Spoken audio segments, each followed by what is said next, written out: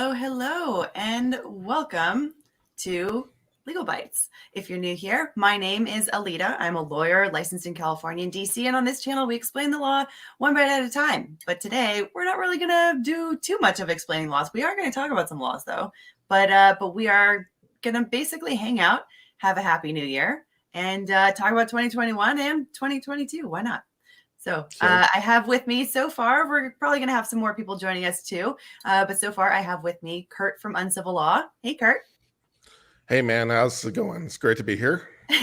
And I have Eric Hunley from several channels now. Eric, how are you? It's becoming a problem. No, yeah, I have a problem with too many channels. It's funny. Yeah. Well, it sort of is, but I think it's one of those gambles. I think in the end it'll pay off because hopefully everybody will find what they actually like and not have to watch or deal with any content they don't. Yeah. That's sort of my goal. Yeah. That niching thing. Yeah, figuring out where your stuff. That's the beauty and the pain, I think, of your content is that you have so much interesting stuff that goes in so many directions that I can see how some people would be like, well, I'm interested in this, but not so much in this, you know. But yeah, but it'll be good to kind of see things maybe get sort of filtered out into these different directions and see how things go. Yeah, I think it's tightened now to where everything makes sense. Like I can place it. And that's a problem I've always had is like, well, how can I earmark this into the show? It's sort of like my show is like a congressional budget. I was throwing about anything I could find into it.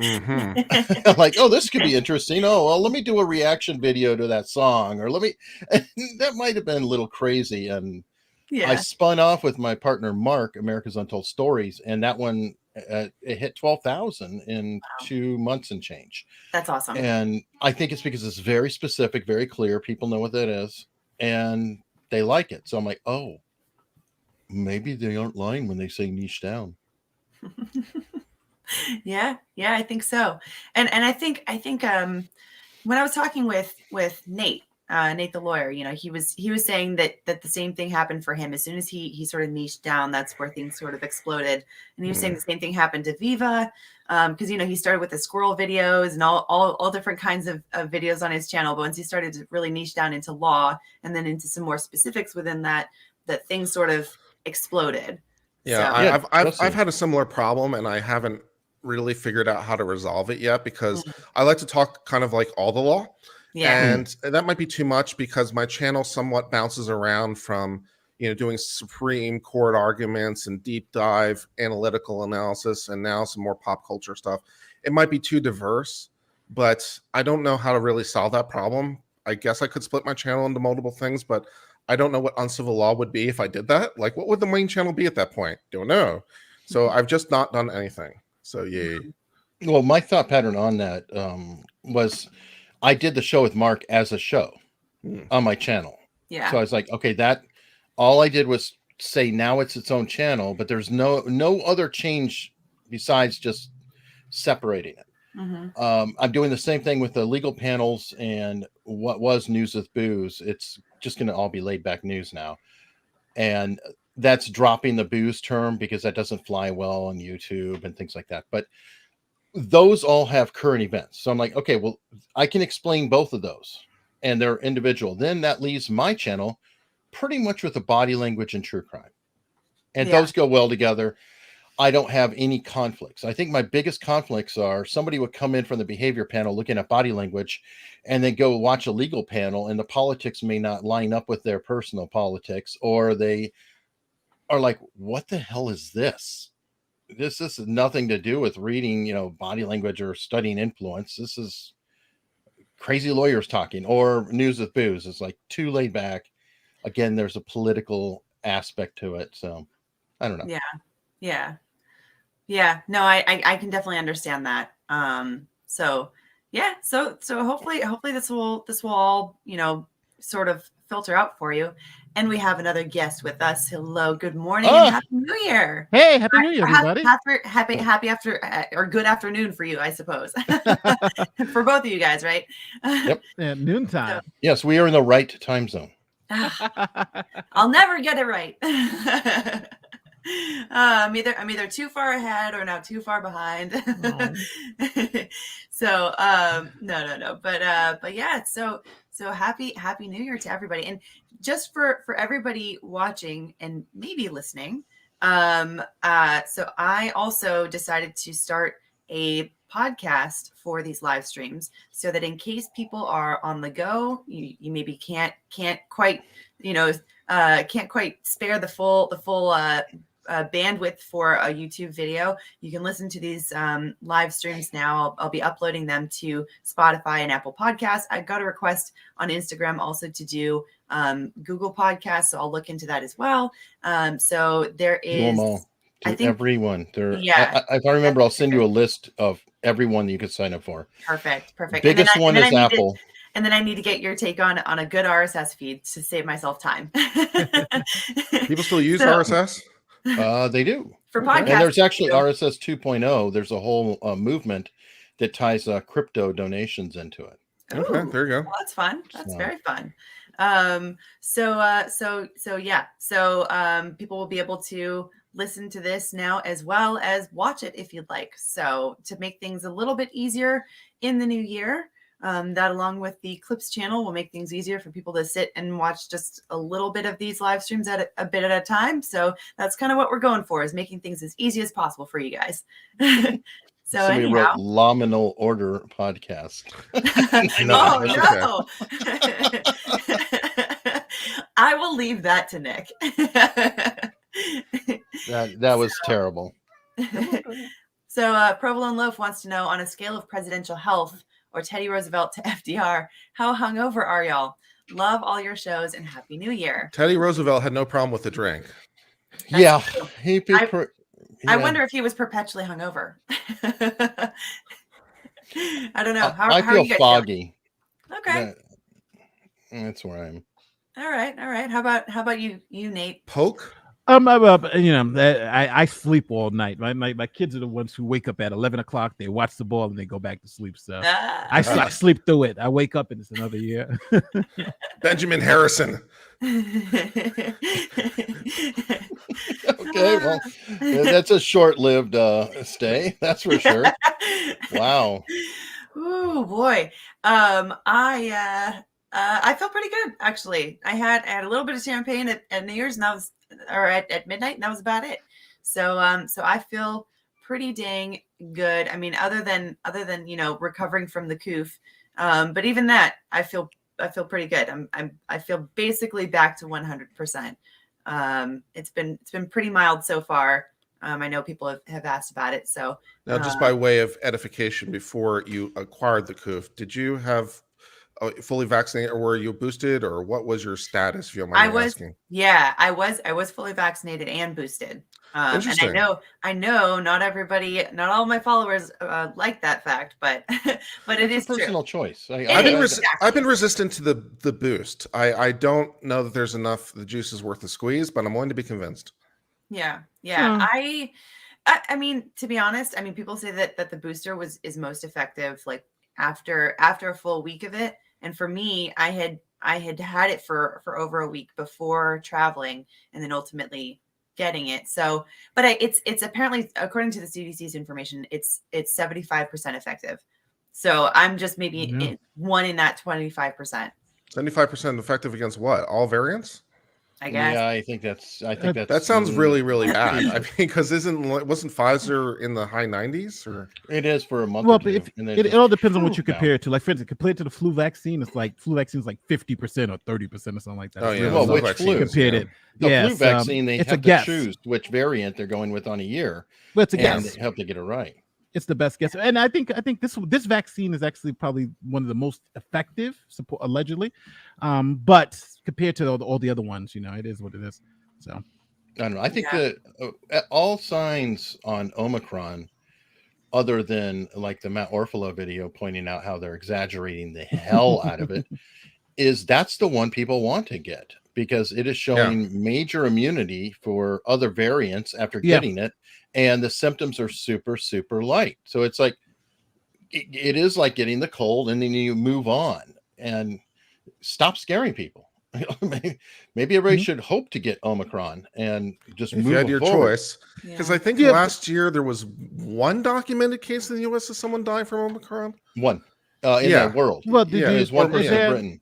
But I don't know. If with all these people being, are we really saying that there's only really one person, documented, but really only one person died of? Yes, the Omicron variant? I don't know. That's why it was such a joke. I mean, it seems unreasonable to believe. I thought it was as high as 7.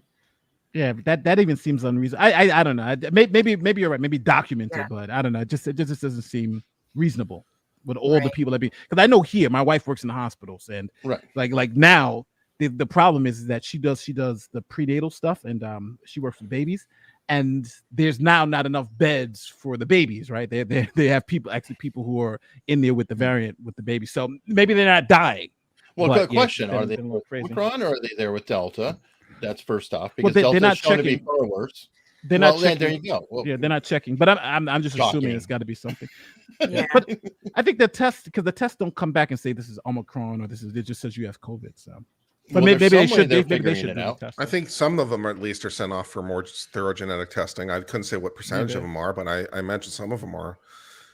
It's like what I know is what I'd like to, if we're going to pay attention to the science, I think we should pay attention to science and what is documented and what's not. And it seems, based on the information that's available, this seems to be what's documented. And even if the number is 7 or 10, it's still well below. So it's like, well, just based on the numbers, here's what you'd probably want to have happen. So, and South Africa is way ahead of us on it. Okay. I mean, all these studies have been done there where it was sourced out of. So it's like, go look at their numbers. They're tracking it, and then more and more is coming out showing that the boosters are having a deleterious effects. Yeah, I saw that Israel just authorized a fourth dose. Yeah, for some of these people, I'm like, well, that's good news. That's how many shots am I supposed to get in this thing again? And that's within a year. I mean, Jesus, they've had it a year, right? So that's a quarterly shot. Give me a break. A shot, it's crazy. Wow. Pranav Oja says, we were promised Andy. No Andy, no peace. Oh. Guess what, Pranav? I have news for you. Here he is. Boom! I timed that up just perfectly. I was also waiting for you. Perfectly. How's everyone doing? Is everyone good? So good news. It's a good new year, and I have hope. I have hope. I've personally left COVID in the year behind. COVID can go screw itself. So let's celebrate like it's 1999 or something. So Andy, pre-Y2K. Andy, you pre-Y2K. You still haven't met Eric Hunley, who's up there on the upper corner. This is my brother. Hello, Andy. Eric. Andy, hey. Happy New Year. You too, man. So now you guys have met. Okay. In the wonderful LawTube multiverse. Yep. For sure. Yeah, I'm a perennial +1 for law. You're our first squib is how I like to refer to you.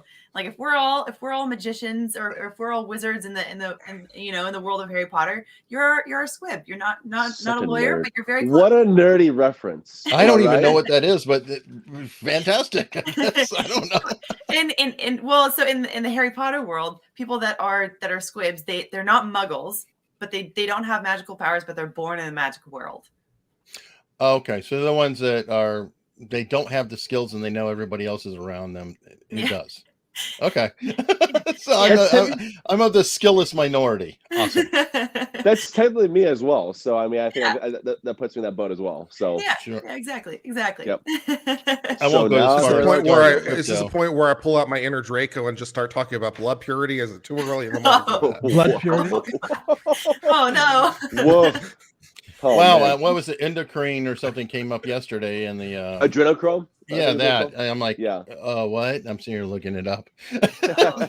Oh no. Forever Keeper says we have a 10 p.m. to 5 a.m. curfew that came into effect yesterday. So New Year's celebrations were somewhat curbed here. Happy New Year to you all. Love your content. Yeah, you're lucky you're not in Quebec. It was 5 p.m. curfew in Viva Land, and he is angry. Yeah, I wonder why they've been very aggressive there with it, because I know the case numbers now are going through the roof, like it's the highest case numbers that we've had in a while. So, but the death numbers aren't going up because of the vaccine, so that's good. Yeah, it is what it is. Yeah. Yep. Does that disappoint you, Nate? That what? The death numbers didn't go up. Oh yeah, right. Yeah, death numbers are going up, right? No, you know what it does show. What it does show though, because I think, you know what, somebody I was arguing with someone about this the other day. I was like, well, in your job, can you do your boss's job? And let's say if your boss disappeared tomorrow, could you do your boss's job? And the person was like, no, because I don't know what he does. I don't really know the intricacies of it. So I said, well, so your boss can obviously do your job. And they said, no, my boss couldn't do my job. It's too intricate. Even if I left tomorrow, he wouldn't know exactly what I was doing. So because this person just was like, they're, totally against the vax. So I said, but they were telling me about all this stuff about, the science and stuff. So I was like, well, have you taken any science classes? Organic chemistry?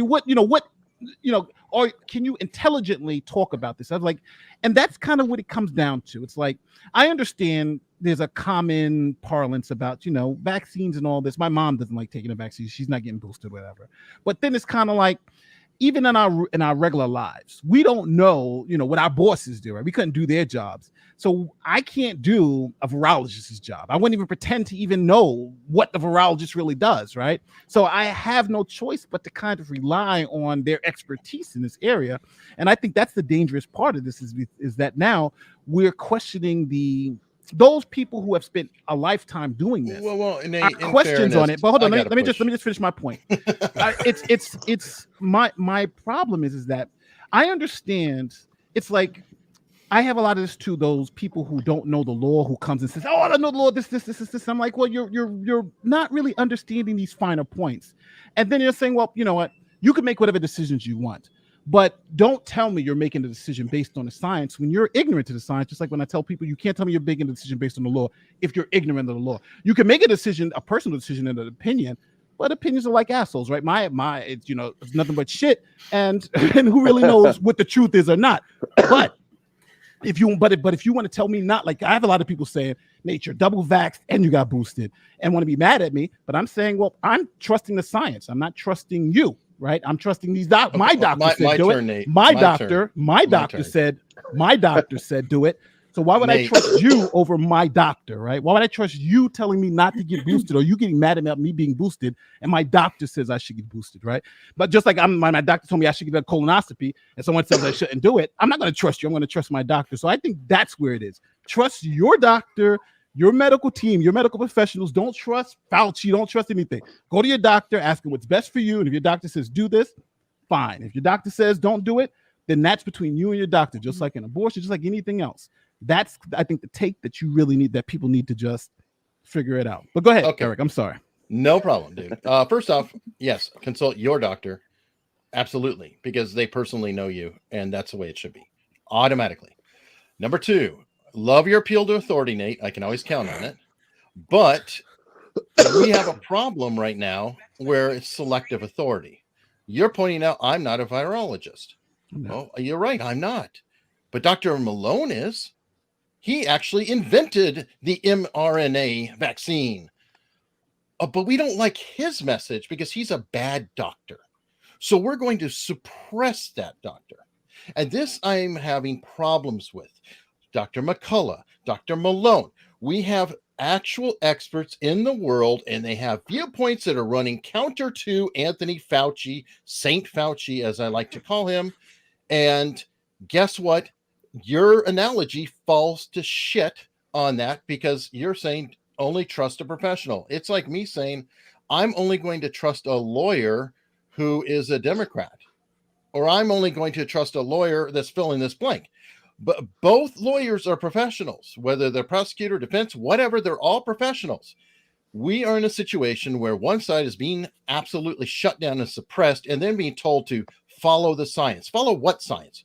You're drawing a little path for me and saying, that's the science. Fauci himself claims he is science. That is an astounding achievement.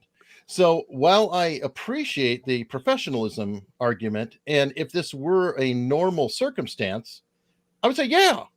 I mean, all the virologists are saying that, but they're not. Only the ones you're allowed to hear. And that gives me problems. Last point is this.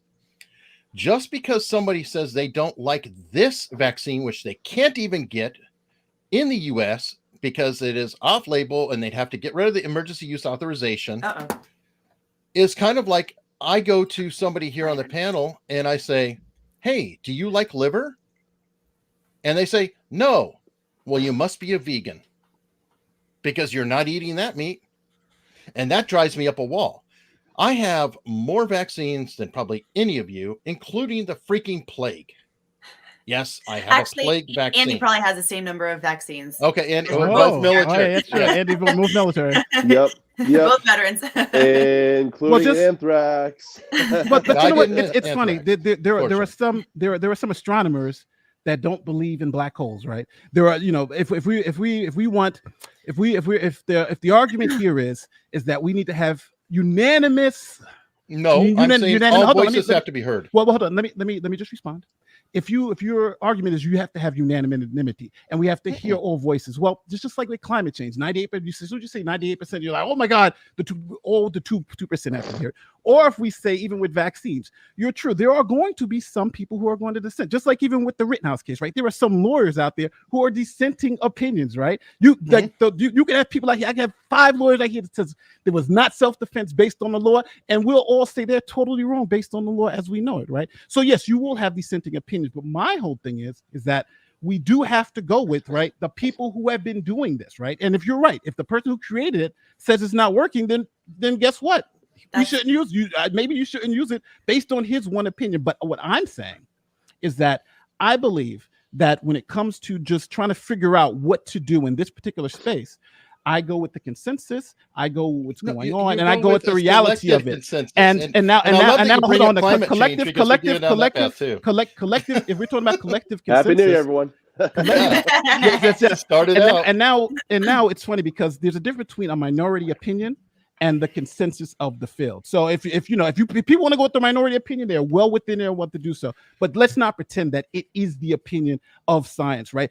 Again, Fauci was under Trump, so we're talking about political. Fauci's the one we introduced him to Trump, right? Trump is the one who brought him up. Trump is the one that said, hold on, Trump is the one, because you brought in politics. Trump is the one who said he got boosted. Trump is telling other people to get boosted. Trump is saying that he believes this stuff. So I don't think it's political. I think now if you're talking about science, right? Then it's who do you trust, the majority of scientists or the consensus, or do you trust the minority opinion? Some people will do both, right? And the minority opinion does win out sometimes. There have been times where the minority opinion science has won.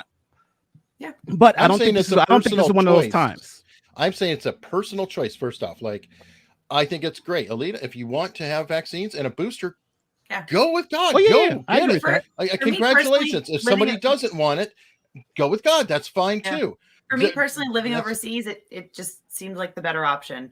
Not having access to American hospitals, which I know it's not the best, medical system, but still, that's where I feel most secure.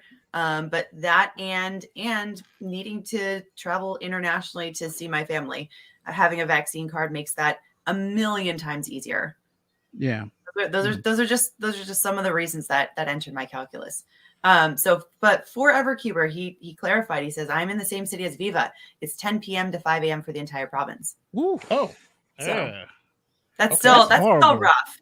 I have lived under a curfew too, overseas, and it's such a hassle. It really is.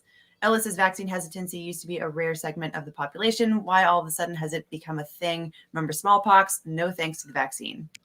Well, the vaccine hesitancy is interesting too, because of the politics of it. If we remember far enough back into say October of 2019, I'm old enough to remember. If we remember far enough back, it was the Democrats who were expressing hesitancy. It was being rushed. It being rushed by the Trump FDA, and we shouldn't trust this thing because it's political, and we shouldn't trust this thing. And if you go watch Feinstein in October 2019 or someone like that, or go watch Nancy Pelosi or any of those. Go watch Kamala Harris. How do you feel about this? Like, I don't trust this. Don't trust the Trump FDA. Yeah. It's like, okay, but now it's so. And also, I'd like to point out the obvious. Fauci is not a new appointee. Fauci's been at the head of Fauci's been at the head of NIH, I think, since time was invented at this point. I think it's the AIDS epidemic, right? It was and so it's the same guy, but he's trustworthy now, not trustworthy then. So I think the politics of it are, you can't give the other guy any credit is part of the problem. No, it's so frustrating because I like with Trump. Trump was dying. Vaccine was it Operation Warp Speed? Get everybody vaccinated, and all the Republicans are all for vaccine. And then you put a Democrat in there. Nobody should take the vaccine. Like, what the hell? I trust Trump's vaccine. Yeah, of course. The Democrats white. Now it's reversed. Now it's Biden. No, now it's ready. It's like it's crazy. And it's like, okay, so what does the science say? But now the science is in the political sphere. So it's like, well, Fauci's no good, but when he was with Trump, he's all right. I think now it's more he's the not with Trump, he's good. It's like, what the hell's going on? If we remember even earlier days of COVID, the Republicans were all pro-mask. Yeah. And the Democrats were against. By the way, it's minorities who are the most against vaccines, just to let bring that up too. Let me get through a couple more super chats. Burley Knoll says, my understanding is doctors are financially liable if they tell you not to get the jab and you get sick, but are not liable if they tell you to get the jab and you get sick from the jab. I don't know if that's true. I think it is. Yeah, you think so? I don't know that for sure, but that would be. I guess you could view it as malpractice. How would you get med now? Yeah, I don't know that you could get medical malpractice. Well, because they're going against the consensus. If they say, "Hey, Nate, don't take that vaccine. You don't take it, you get COVID, and you die," your family will say. Well, medical consensus is that everybody should take it, and therefore that. That is no. But hold on, what Eric just said is true. Right, those are what we call med negligence claims. So you have to do what the standard of evidence is at that time. So if your doctor, for instance, if you have like something that they say the standard course is to take these 2 pills, and your doctor prescribes something else, then they'll haul your doctor into court and make him pay because they'll say the consensus of medical science, if you give him those 2 pills, he would be okay. And since you didn't give him those 2 pills, you now have to pay out of your ass because you didn't follow the consensus of medicine. So yes, in law, if your doctor doesn't follow the consensus of medicine and he gives you something and you are harmed by it, he will be found to be negligent. That's medical malpractice. However, but there are some people that have been told by their doctors not to get the vaccine because of other medical conditions that they have, and that is perfectly reasonable. So I think that in those kinds of cases, those are probably like examples of exactly. Yeah. Those are reasons why it would probably not. And this is a but these same people are being affected and being prevented from entering places when they have an absolute quote legit excuse by their own standards. Why are they being persecuted? Why are they being punished? I completely agree with you there, Eric. Fundamental human rights, going to the grocery store or what have you. Yeah, because that happened to my cousin the other time too. He can't get the vaccine because he was he had an issue he's taking what's it called with the cancer. With his immune system suppressed, so he can't get the vaccine. So, but now it was funny. He was trying to go somewhere, and they're like, "With vaccine card," but he's like, "I can't get the vaccine because of this." And it was like, "Oh, this," and it's like, "But this doesn't make any sense, right? I medically am not allowed to get the vaccine." So so it's crazy. And what Eric is saying is right. People who can't get the vaccine legitimately are being discriminated against, which is sad. And I would argue too, it's not about the vaccine. Which on its face is disability discrimination. Yeah, because if you are discriminating against someone because of a medical condition that they have, that is textbook disability discrimination. So it's there are plenty of problems with those kinds of vaccine mandates that don't have exceptions for those kinds of people, or even potentially along religious lines, but for sure disability discrimination. But maybe it's not about the vaccine at all. Just think about it. We have kids who are highly tolerant, but we've got to make sure they get it. Maybe it's not about the vaccine. Maybe it's about getting everybody identified and everybody tracked and everybody put into a place. Everybody think of that? I think it's, just simply speaking, it's just more data points to collect. That's the way I see it. I just see it from a perspective of trying to enhance the vaccine, hopefully. I mean, maybe that's me being a little bit on the optimistic side, but it's also big pharma collecting those data points. So, spin that how you want. No, I think Eric, I was talking to Eric, I think a couple of weeks ago, and Eric made a fantastic point. The vaccine, let's not pretend that there is not a financial motive for the vaccine, right? Wait, Moderna. Let's not pretend there's not a financial motive for the vaccine, right? So I am extremely sympathetic to that, and I think it's true. I think it's absolutely true that that if I have a vaccine and I say everybody in America needs to take it, who's paying for that, right? We're paying for those taxpayer dollars. So the skepticism is 100%. I agree. I'm skeptical. Even with my kids, I had to get my kids vaccinated because they're threatening to give them they're sticking a stupid thing on their nose every week. So I'm skeptical. I wouldn't have got my kids vaccinated if it wasn't for that. But we do have to, I think, hold account, because I don't trust Fauci, and I don't really trust what's going on. But I kind of feel like I don't really have any choice, because it's kind of like, if I do trust science. As far as I'm concerned, Fauci has lied, and as far as I'm concerned, has committed perjury before Congress. He does. On masks, he lied. Yeah. On the gain of function research, he lied. And and there's other instances of him just blatantly lying, in my humble judgment. So I think Fauci is simply not a credible source at this point. There's also a perfect correlation to therapeutics that are prescribed off-brand that I can't say to keep her monetized. Coincidentally, the ones that are most vociferously fought are the ones that are pennies. Why is it that the therapeutics that we hate the most, the two are like decades old, they cost next to nothing, they're all off patent, but boy, we can't stand those. Those are only good for pets. But there are some therapeutics out there that happen to be very expensive. Those are allowable. Well, that's kind of true of U.S. medicine for some reason. That is interesting because you can't renew patents. Once they're done, they're done. And one of the things that drug companies do to try to evergreen their patents is come up with improvements that are improvements. But it's not like the old stuff is somehow bad. So you could save a lot of money just by going to the old stuff. But for some reason, the money, we just continue prescribing the stuff that's on patent, even when the off patent stuff is readily available. Einstein was against the consensus too. Somebody was talking about that's the way science evolves, right? Somebody says that this is wrong, and here's the evidence. It's an evidence-based model. And if somebody has the evidence to show that the consensus is wrong, then please show me, right? And I think now specifically, the vaccine is not supposed to cure or stop. It can't cure anything. But what it does is it's supposed to prevent. Biden said it did. He said, "Take the vaccine, you won't get COVID." That was something that what is it called? The president says a lot of things. MSNBC. He also says the women's national team is being discriminated against. So, hey, we pulled it in. Yeah, so women's soccer. There we go. Yeah, so we can't be trusted with that.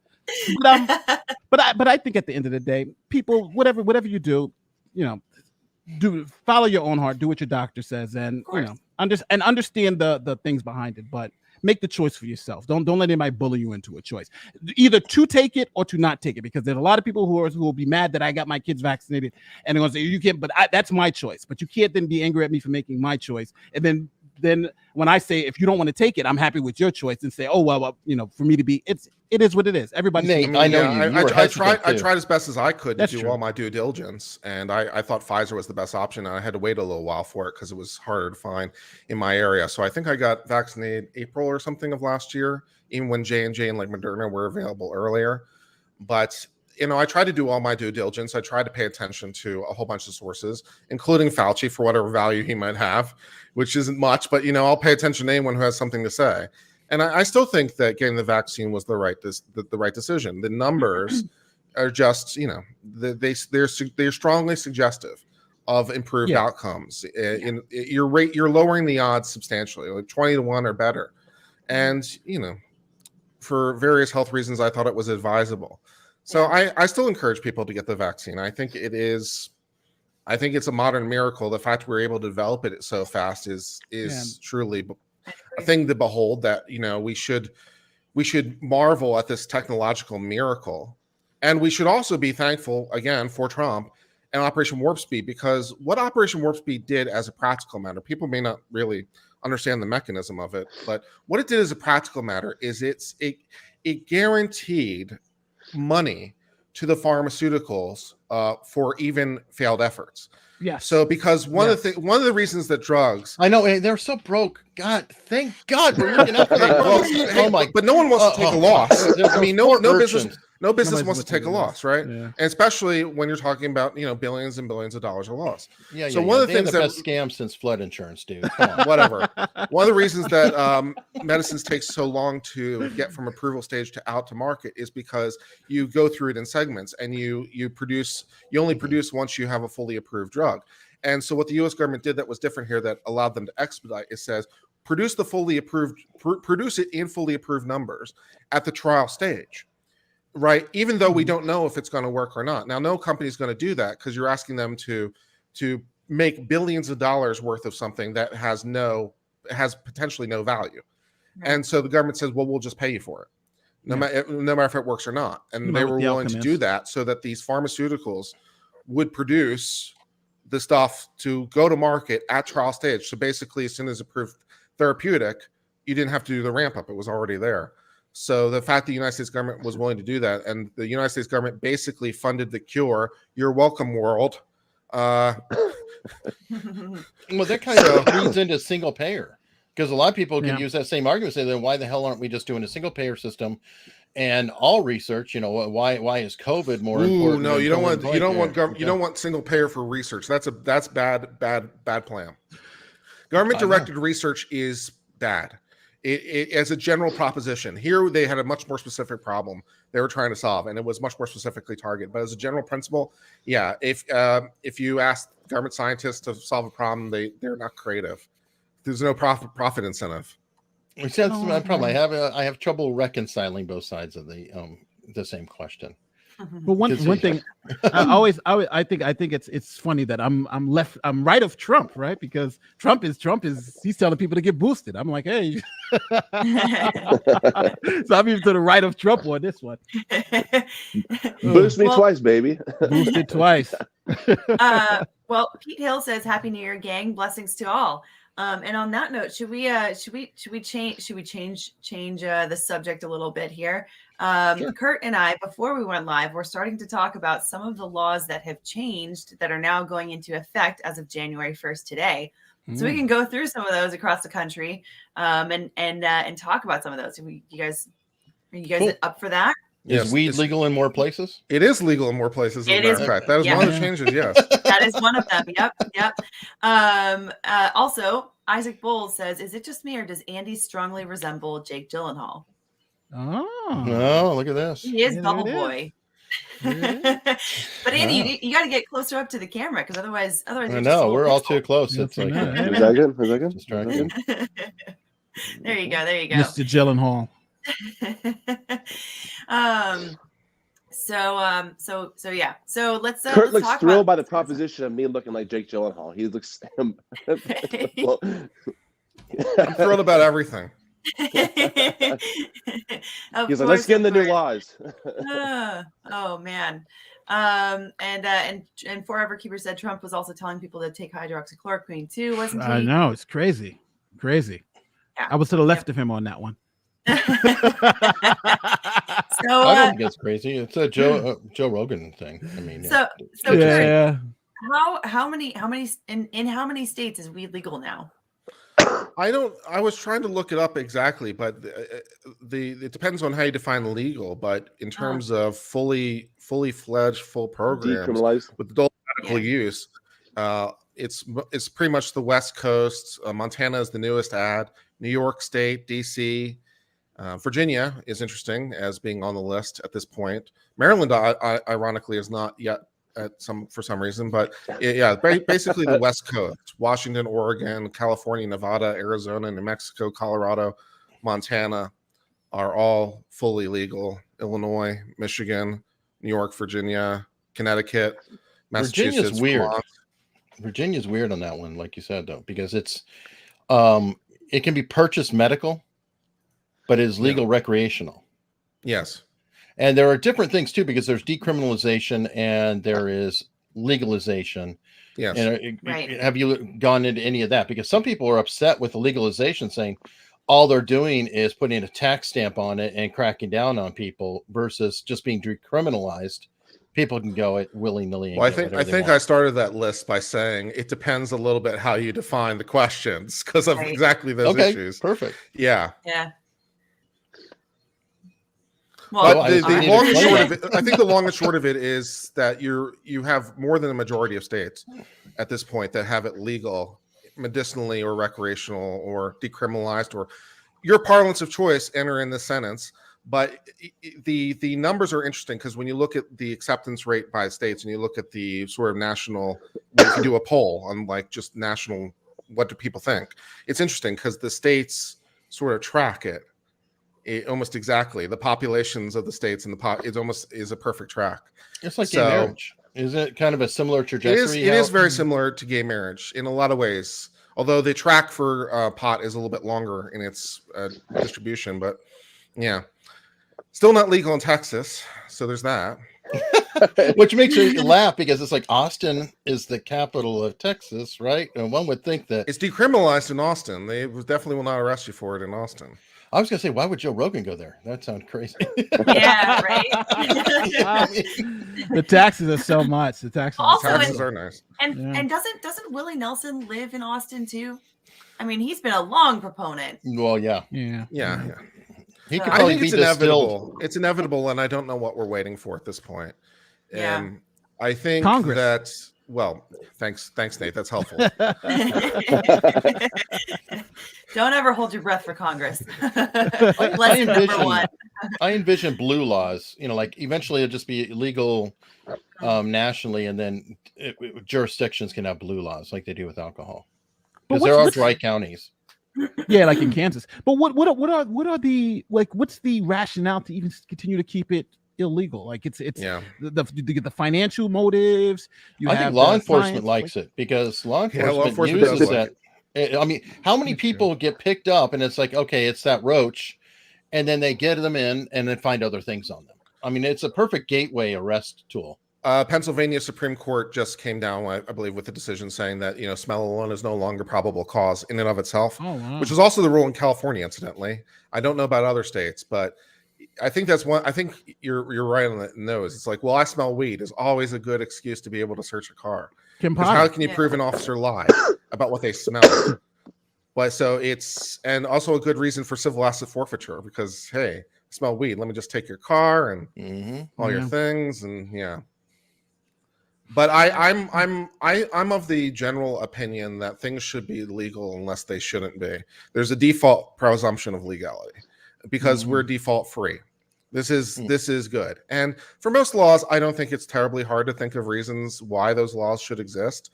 But on the marijuana thing, whatever rationale it had, assuming it ever had one, doesn't feel tenable.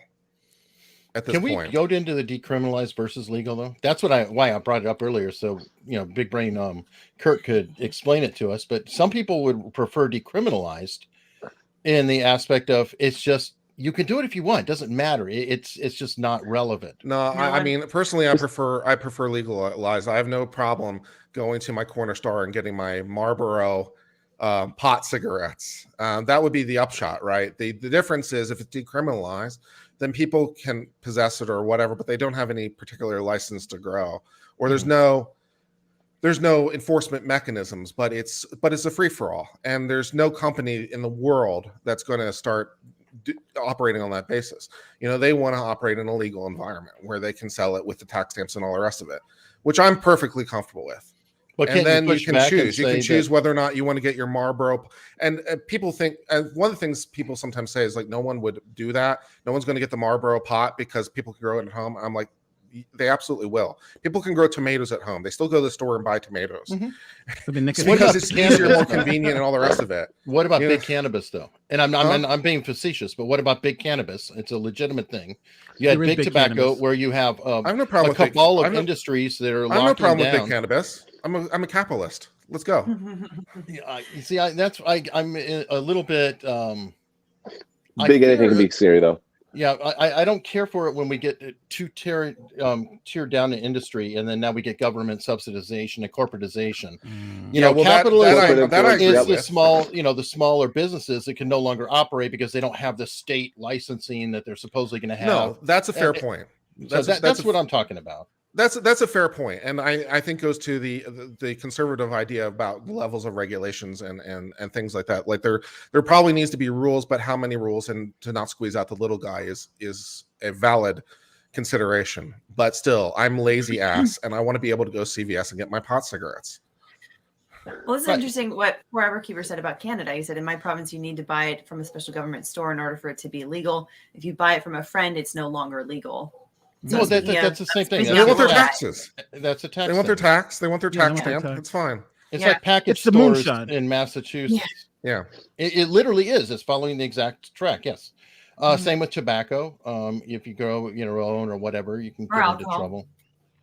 Yeah, definitely alcohol. Incidentally, for the record, I have never smoked pot. This is all just a theoretical exercise for me, but I still believe in the libertarian value. I can't see the collective, whatever juice we're trying to get from this. It's not worth it. It's too expensive in every possible way. It's too expensive in terms of oppressing people. It's too expensive in terms of the number of law enforcement we need to enforce it. It's too expensive in our jail system. It's too expensive. My principal concern in the actual judging of things, because we now need all those judging. It slogs down the court system. That's my principal problem. But it's and also to be Schedule I by definition, it has to have no possible medical use, which seems like kind of bullshit at this point. Although I have to give props to the DEA, because it was the end of the Obama administration, and one of the last things that happened was the DEA published a paper on like all the reasons that pot should be illegal. And I have to give them credit, because obviously they were reaching for that result, but they did a really good job. So it's like, hey, they tried really hard and they did a good job. So props, I guess, to the DEA for finding reasons to keep it illegal. Because don't forget, that's billions of dollars in funding they lose if they lose. One of the things I get to do as a citizen is disagree with the DEA and say they're full of shit. It's easy to do. Suck it up. Suck it, DEA. Maybe we'll just shift it to ATF. It'll be ATF and W. Yeah, that's where all the parties go. ATFE, right? Alcohol, tobacco, firearms, and explosives, man. To throw in some marijuana, man. It's like, that's not an agency, that's a corner store. Yeah, it's a party. It's not an agency, that's a corner store. That's good. I can't wait to the also about the two. Isn't the 2A decision coming out this month? Should be coming out this month for the well, who knows when it will come out. Okay, your guess is as good as mine on which way the wind blows on when the Supreme Court decides anything. But yeah, it needs to be changed on the federal regulation, because I also like firearms and I can't like both. Because if you see, the reason is if you're a habitual user of any controlled substance, you can't have a possession of a firearm. It's illegal. Which ironically, it's in section 930, 18 U.S.C. 930. But you can be a drunk. Which yes, you can be a drunk, because that isn't a controlled substance in the meaning of the law. I'm just quoting chapter and verse, baby. I do not question that. So let's see. What are some other interesting laws? Well, in California, the new $15 minimum wage, it goes into effect as of today. Okay. So for anybody working minimum wage or paying minimum wage people, that's good to know. Yeah, a lot of people lose their jobs now because if the business is so tight that they can't, they've got 3 employees at 11 an hour, one's gone. Bye bye. Yep. Composting starting in 2022, all California residents and businesses will be required to sort their organic waste from the rest, thanks to Senate Bill 1383. I don't know how they would enforce this one. The program will take effect. How much is the fine? Because I'll just write you a check. This will take effect in phases depending on where you live. If it takes you some time to get used to it, don't stress. Fines won't start being issued until 2024. Ooh. So, yeah. That feels like a scam. Don't back at your compost in the plastic good question in chat from STFU FFS. How's alcohol not a controlled substance? I can answer this question. Yes. Because when we say controlled substance, we are using it in the sense of the Controlled Substances Act. Yeah. Right? It's regulated under the Controlled Substances Act in terms of being Schedule 1, Schedule 2, Schedule 3, Schedule 4, Schedule 5, right? So that is what is a controlled substance. Alcohol is not controlled by the Controlled Substances Act, so it is not a controlled substance within the meaning of the law. There you go. There you go. Fun. Kurt literally took the words out of my mouth. Yeah. Of course. So words mean things when we define them. It's great. Well, until they start changing them on you last minute. So what other laws do we have? I vaccine. noticed that there's other laws that we can talk about. Yeah, there's here's another new California law. Seizing ghost guns. A new law will make it possible for concerned family members, teachers, coworkers, and employers to ask a judge to seize ghost guns from someone they think could be in danger to themselves or others. Ghost guns are guns that are purchased in parts and assembled at home, making them hard to track. The law. They already had a red flag law, so no surprise. Okay. This takes effect on July 1st, so it technically is not. They of course added that. How's the red flag law not already cover that? Is a good question in California, but okay. You know, it's so funny to see how are ghost guns illegal now in California? I thought they were always illegal. Right? Anything with a trigger is like basically illegal in California. Yeah.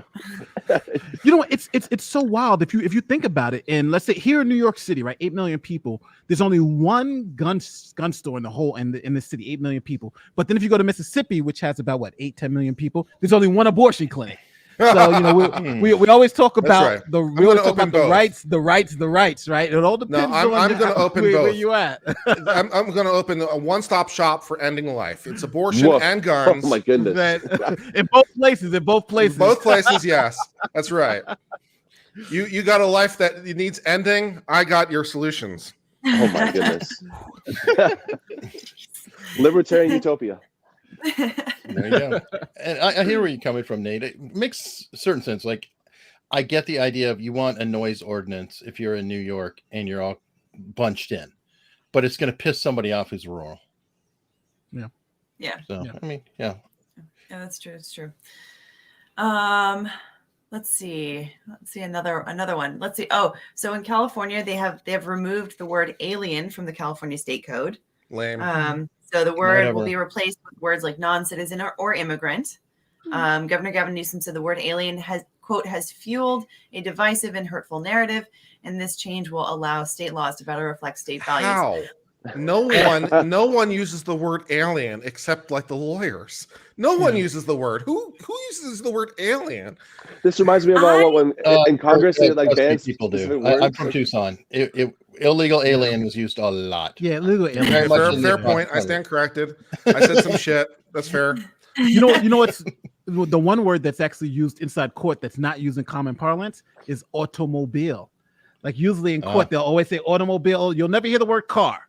Automobile. But nobody uses the word automobile outside of court.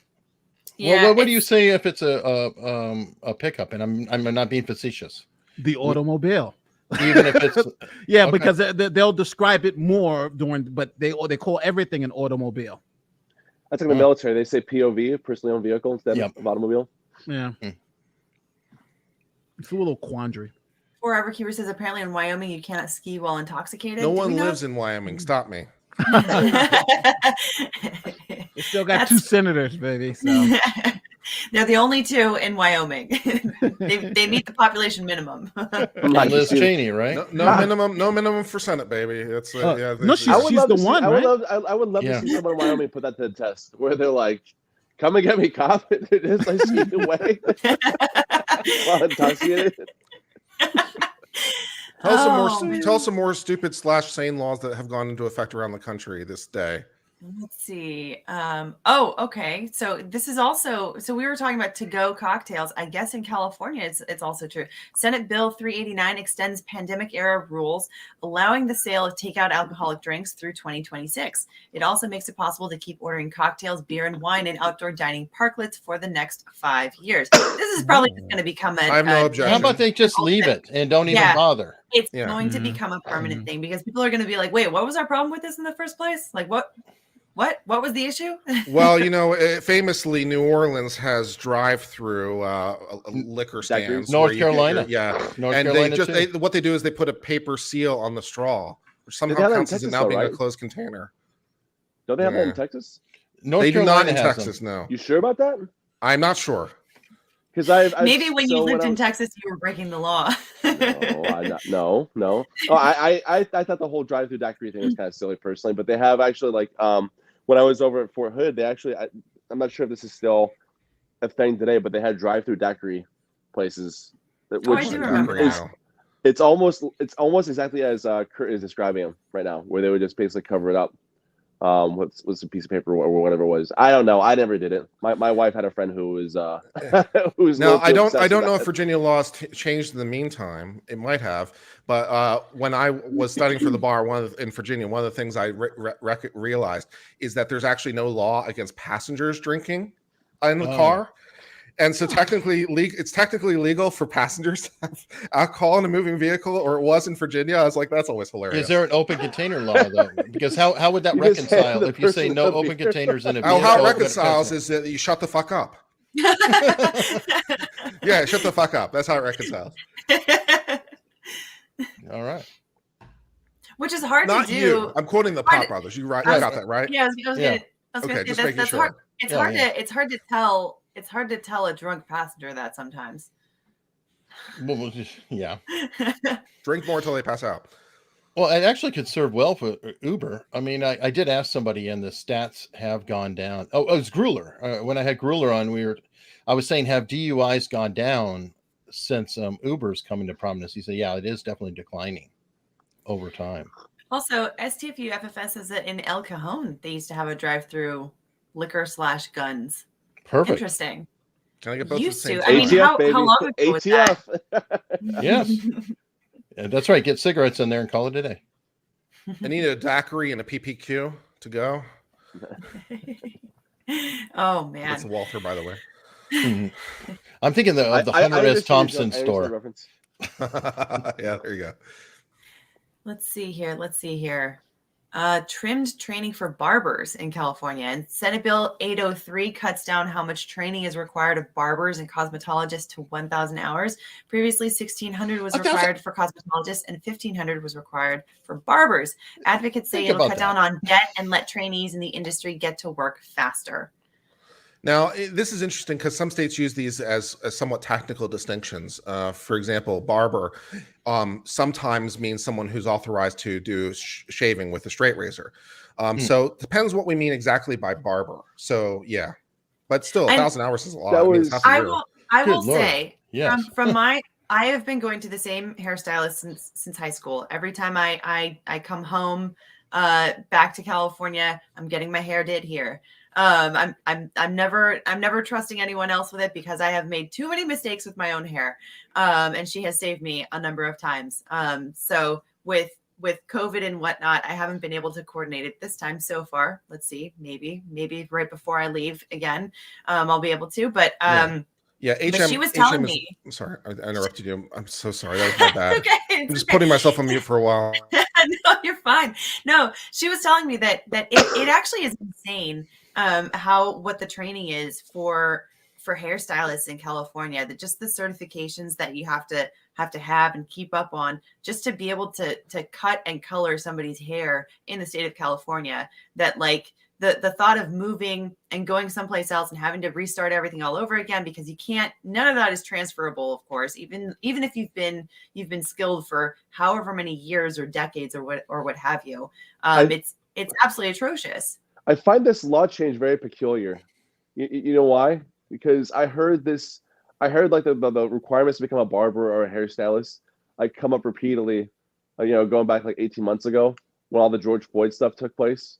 Because it said like, oh, the average law enforcement officer only takes like 1,000 hours to get fully trained. Bring that up.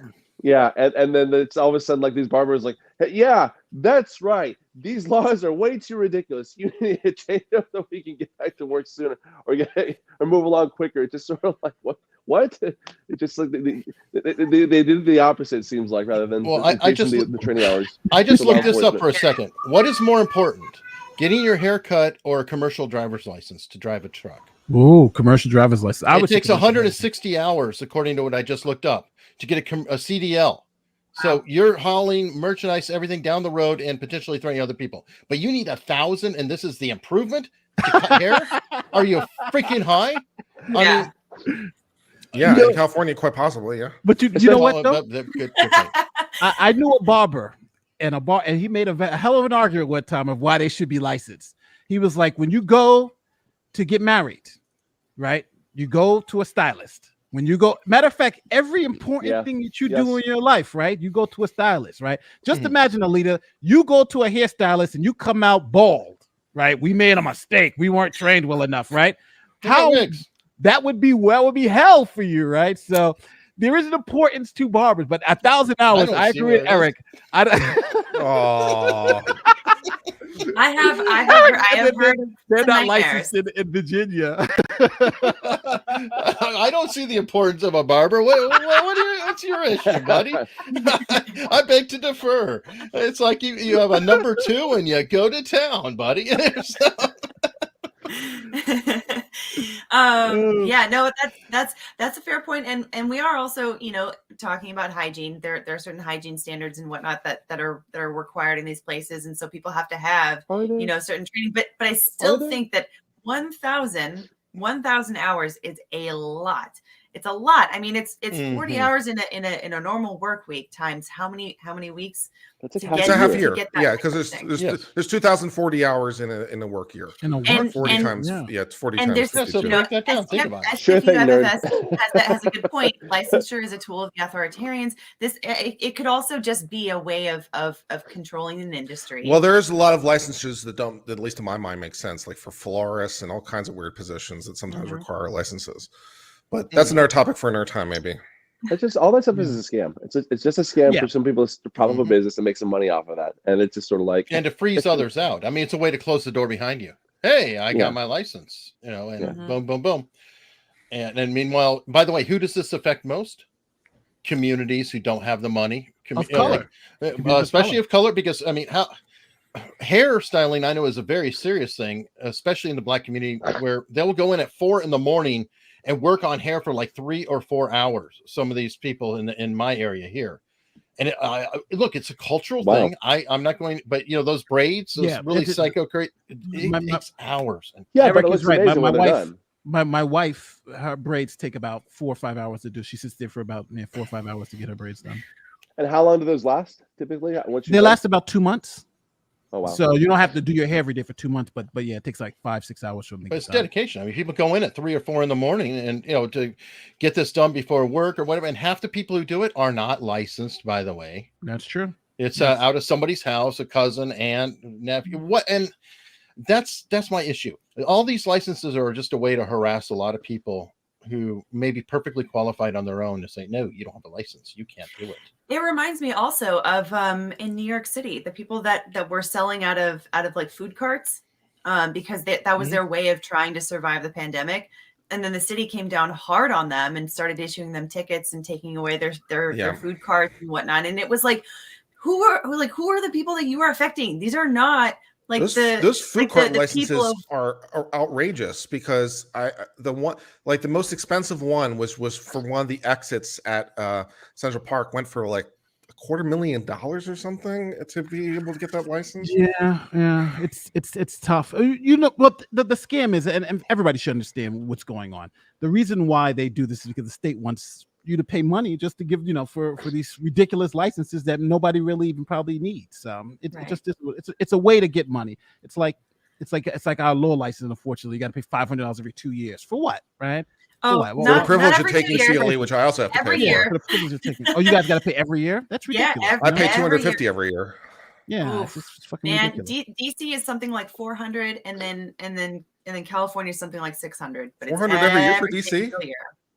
What's that? Yeah, I'm licensed in DC too. I know that, but I just was surprised it was that much for. You don't have to brag. Legal bites. Oh, I have my license in DC too. Yeah, cool. I think I'll take the bar in July and just get licensed in all the states at this point, so I have one up. You and Andrew Bronco. Yeah. Oh yeah. Yeah. You guys are such overachievers. Just be like me. Just give legal advice all the time without having. Well, exactly. Don't even bother with a law school. That's what I say. I'll just argue with a lawyer. There's a bunch of losers. Come on now. Well, you were in the Army, right? You have shade tree lawyers. Yeah, exactly. Yeah, totally. Just come here. I'll give you some advice. Yeah. There's lawyers in the Army too. You know how bad it is here in New York. Like we have, like, how you can't park at a fire hydrant anywhere in the country, right? But here in New York, we actually have fire hydrants that don't work. We know do not work.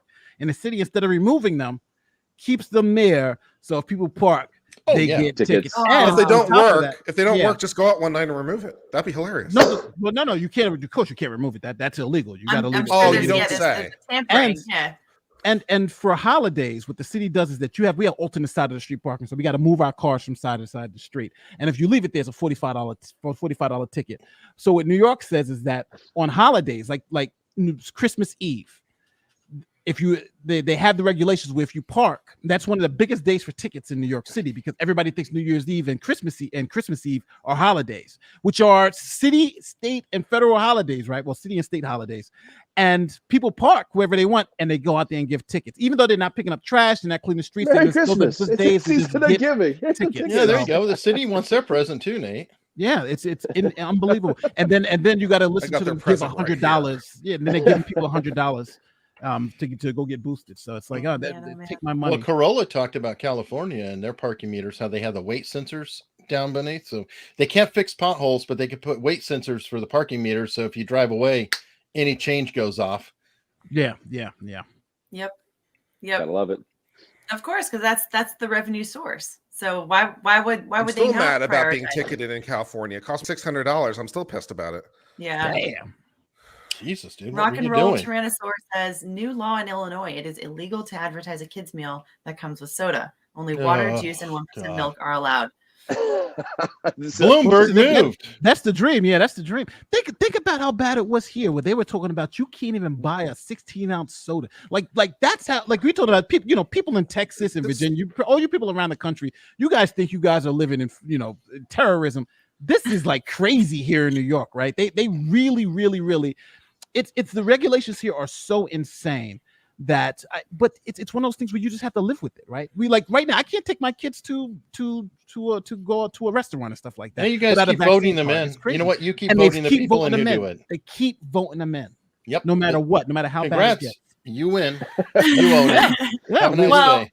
But here, did you guys see last night Andy Cohen, the host of Watch What Happens Live? He's the big producer for Real Housewives of everywhere. So he was co-hosting along with Anderson Cooper the New Year's Eve thing on what was it on ABC? Oh no, he was CNN. He was visiting on CNN, and he just completely torched Mayor de Blasio. Did you guys see that? Well, they were co-hosting together, because it was normally it's what's her face, Kathy Griffin and Anderson Cooper, but then she said things that were way too off color.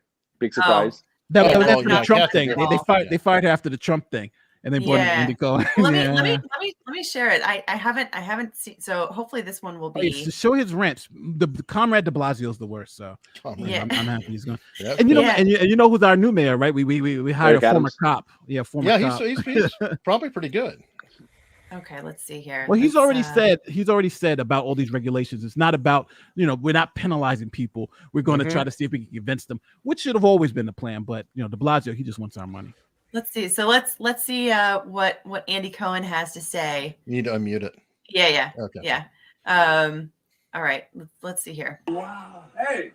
Happy New Year. Sorry about the audio quality. Cheers. Happy New Year, everybody. 2022. Don't you feel cleansed? Cheers. I hope this is a great drunk. Shot. He's so drunk. His voice is gone. Oh yeah. Let me tell you something. Oh, please. Tell us something, Andy. Tell us how you really feel. Mayor de Blasio. Don't go on a rant. Do his victory lap dance after 4 years of the previous term as the mayor of New York. The only thing that Democrats and Anderson's like, don't do this, don't do this. Is what a horrible mayor he has been. He speak that truth. Sayonara, sucker. 2022. It's a Killed the new body, year. saying it Because was guess what? His skin is crawling. I'm going to be standing right here next year. And That's because Anderson's phone's ringing. It's the CIA saying, "Shut up, shut him up, shut him up." As the city comes apart. You know what he's referring to? Truth.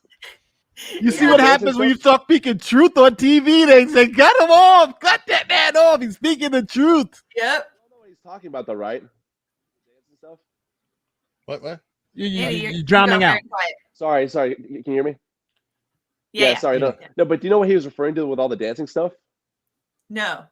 No. So, like, you might be able to find this on YouTube, but there's a video of Bill de Blasio saying the arts are going to bring back the city. And he has like this video of all these interpretive dancers like dancing as he's like doing this speech. It's like cut up. It is one of the most cringe things I have ever seen in my life. Yeah. Are you referring to where he's like, we're getting New York back, and it was like Broadway dancers or something? The arts are gonna do it. It's like, no, it's not. When No. people are like, I don't have money because I can't go to work because everything is shut down, and I don't have a way of working from home. He was literally flaunting it with these dancers, like how much control he had. You could probably find the YouTube video if you look it up real quick. Yes. You know what happens is that it's I think it was mentioned. Viva mentioned it earlier. Viva or Barnes, one of the two.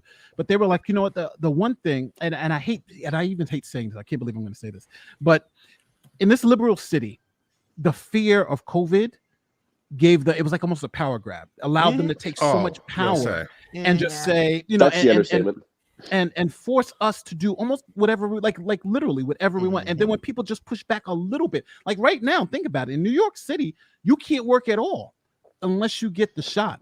And I think that is so horrible. And it's crazy. And that's what everybody has said he's gone too far. And thank God Eric Adams has come out and said we're going to end that practice. But at the point in time, they've taken so much power where I don't see how people continue to vote for Democrats in the city, because the same people who cast those votes for de Blasio and for the Democrats are the same people who complain about how bad it is. Andy Cohen is not voting for the Republican people. Andy Cohen is voting for the Democrat, and he's out there saying how horrible it is. Yeah, you're super majority. What do you want? That's what we got to deal with. Well, again, it's got to get. You know how bad it's got to get. It's got to get as bad as it got under Dinkins.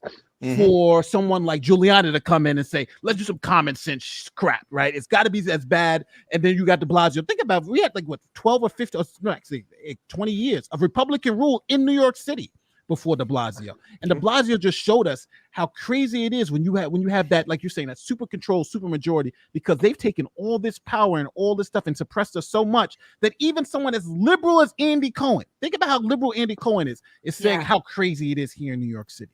That's really follow Virginia. Virginia isn't shows what can happen, because we literally have replaced the entire government, the entire thing, and Virginia became a reliably blue state. So you know, you oppress people long enough in the CRT, and you keep doubling down on that, saying the parents have no rights to tell what their kids are going to do. Things they got drunk with power, and it did backfire. So I'm hoping that happens more and more and more. And I think Virginia did set a good example this fall, finally. But Northam was a piece of work on the same level as de Blasio. Yeah. And it still is interesting to me that you know, Governor Newsom, you know, obviously he survived his recall, but the fact that there even was a recall in the first place is fairly telling. That there are a lot of people that are unhappy. I mean, I know a lot of people that were decidedly Bernie fans who ended up wanting to vote for Trump, you know, at least according to, you know, things that they were saying and what, you know, conversations that I was having with people when I was in California over the summer, because of that kind of stuff, because of that frustration. But California is another state where it's basically a one-party state. You know, so it's like New York, you know, like things would have to get very, very bad in order for things to swing in the other direction. But even then, but even then, though, in California, when things do get really bad, things will change for the better. What's odd about California, though, is there are more Republicans in California than any other state in the nation.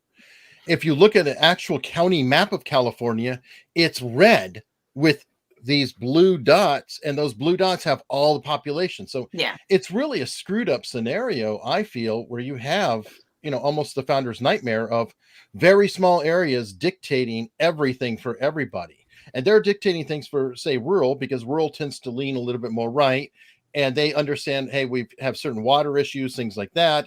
And then you have the metro, who they just go to the store and they can push laws that severely affect farmers and other people who are in a different environment. and they have no understanding of the laws and the things they're forcing down, and that's a problem. Yeah.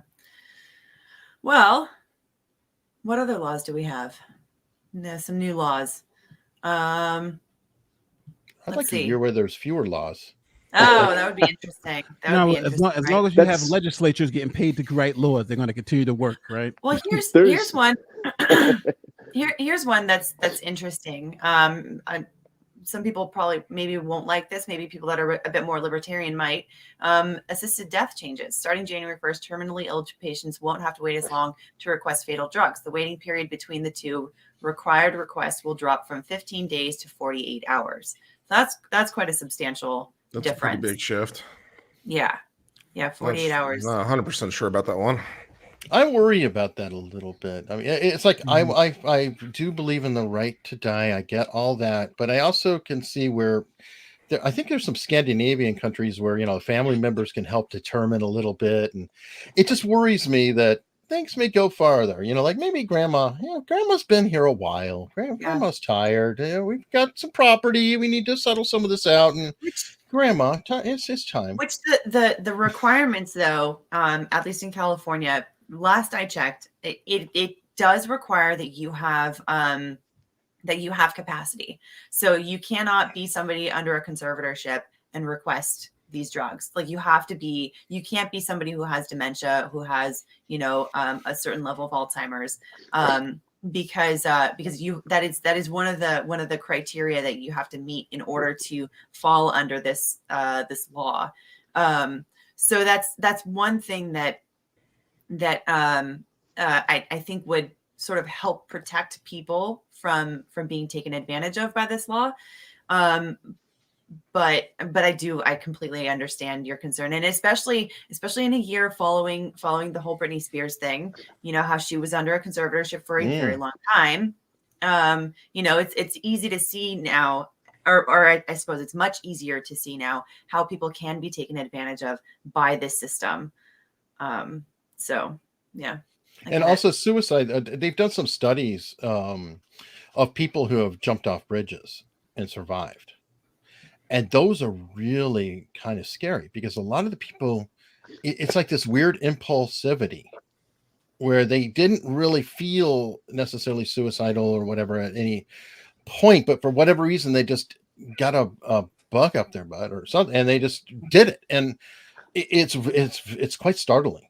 And I can see where at least the 48 hours does give a cooling off period, like in the whole, okay, let's see if you're serious about this, because you know, everything looks terrible at this particular moment or this point of time. 48 hours can make a difference. Like, you know, you are required to sleep a minimum of 8 hours twice, or, you know, it just some things to cool off, whether, you know, I don't want to stop somebody from doing it, but it does trouble me deeply. Like, especially people who are deemed physically healthy, who are like, you know, 29, I just decided I can't do 30, and, you know, life is just so terrible, and it just saddens me. And I don't want to be a dictator to stop people, but it really does sadden me deeply. Well, and the other one of the other big elements of this law is that you have to have a terminal illness that has been determined by a doctor. It's not going to get better. You are going to die, you know, within a certain amount of time.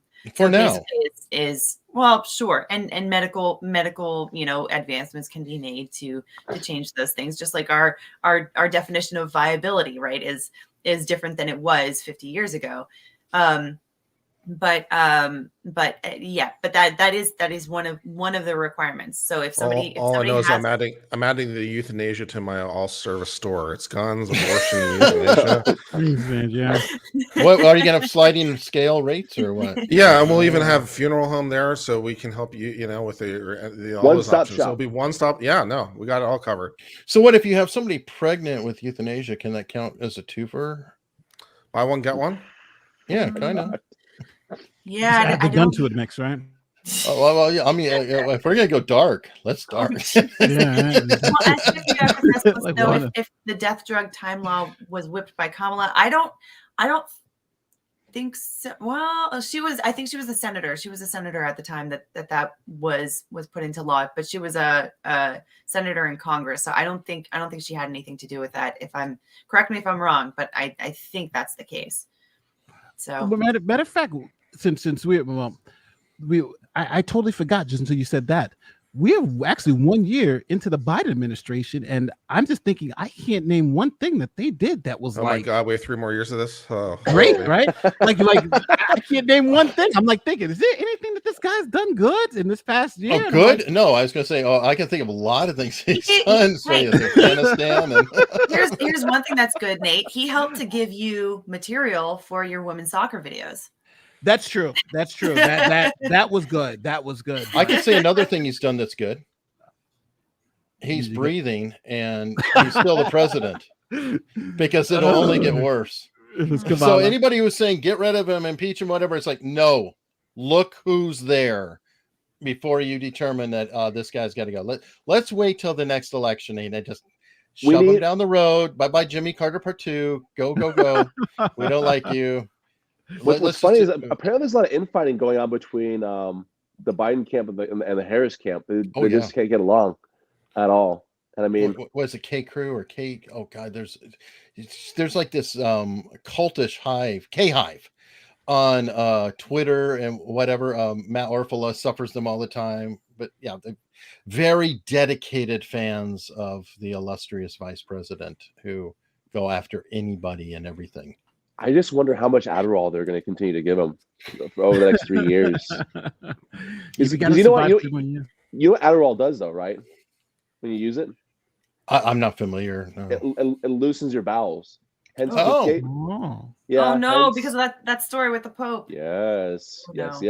Well, they said Trump was on Adderall too, and I'm not going to say he was or was not. I mean, I don't know, but he's also sober. He doesn't drink at all. Trump does not drink. Well, and his brain cells are all there. And he golfs a lot. So, I mean, he's... I can't see Biden going... I mean, you make all the comments about Trump going to the golf course as much as you want, but I can't see Biden doing a third of what Trump did in terms of going to the golf course. You know how intense that is? So Trump seems more... Even though Trump is overweight, and Biden, I don't think, is overweight, but Trump's just seem more active. And a lot of energy. But I think it's that persona he put forward. But it's funny because if we were at a bar, I would rather be at a bar and having a conversation with Trump than Biden, right? Because you just know you'd have a better time, right? And I don't even know if Biden would know what I was talking about. I'd be like, "How you doing?" He's like, "Who are you again?" He'd say, "Yeah, let's go, Brandon. I agree." Yeah.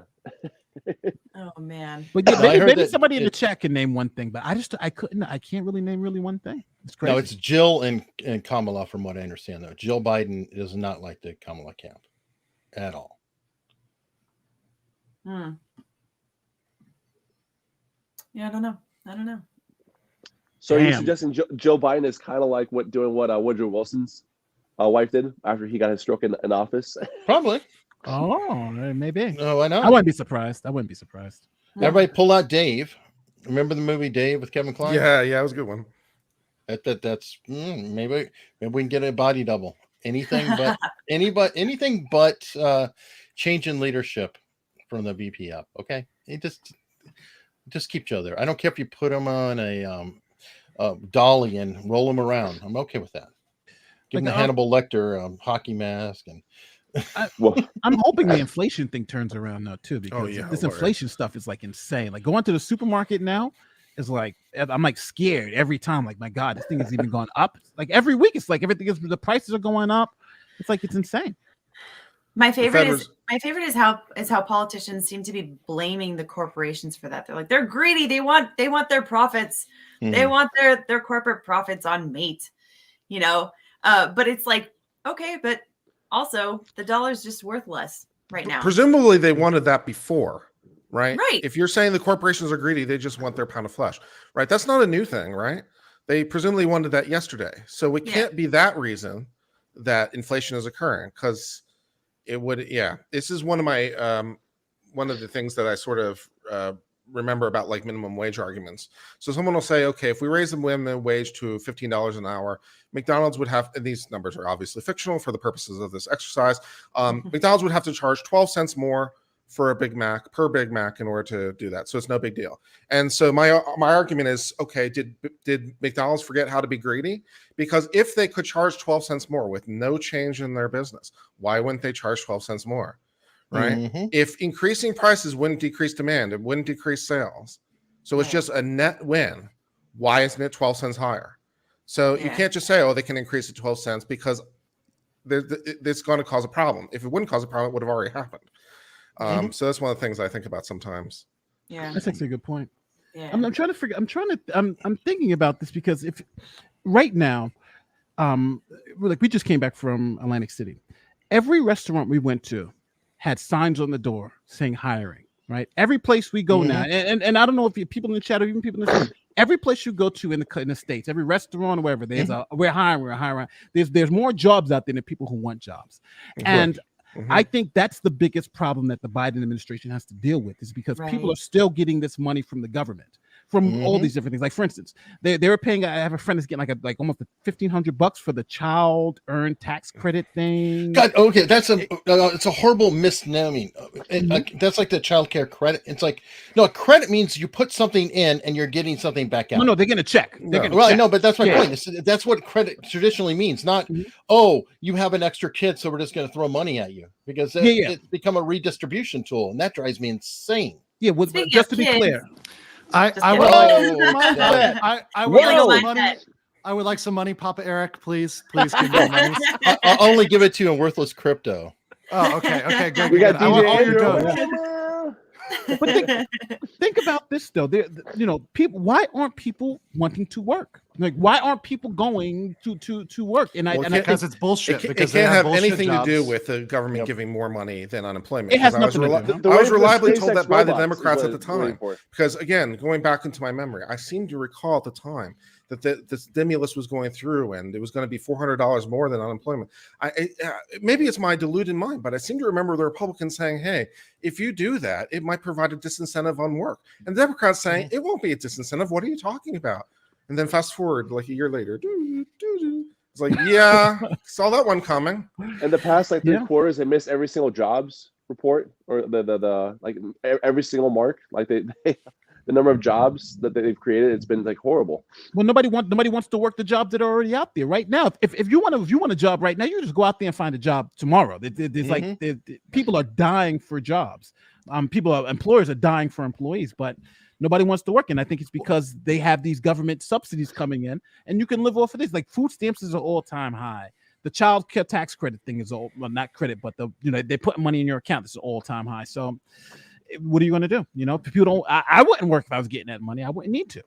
Well, and they've had a taste of the sweet work at home life. And a lot of companies, by the way, companies that even I'm working with are trying to honeypot people with or honey trap rather, Eric, with saying, hey, this is a fully remote position. We got you, bro. It's remote. And they're like, nah, it's not really remote. Come in every day 9 to 5. And it's like, well, fuck you. I'm not doing that. Like, I'm not doing that. Well, Andrew, it is remote from 5 o'clock till 10 o'clock at night. So after you get home, you can just log in remotely and keep working, buddy. And to that I say, fuck you, boomer. Like that's it. I'm out, Oh man. But Crash Mondo's right. This is essentially a UBI experiment. That's going on right now because that's what a lot of these people on the left that have it's not been quite a UBI experiment. It's not quite right because in a UBI you get the money no matter what. Right. Yeah. Right. So here you wouldn't get it if you went back to work. You'd lose the money because you're no longer unemployed. UBI light. Yeah. Well, yeah. In a true UBI, you get to keep the money no matter what you do. So your incentives are to work because it's more money.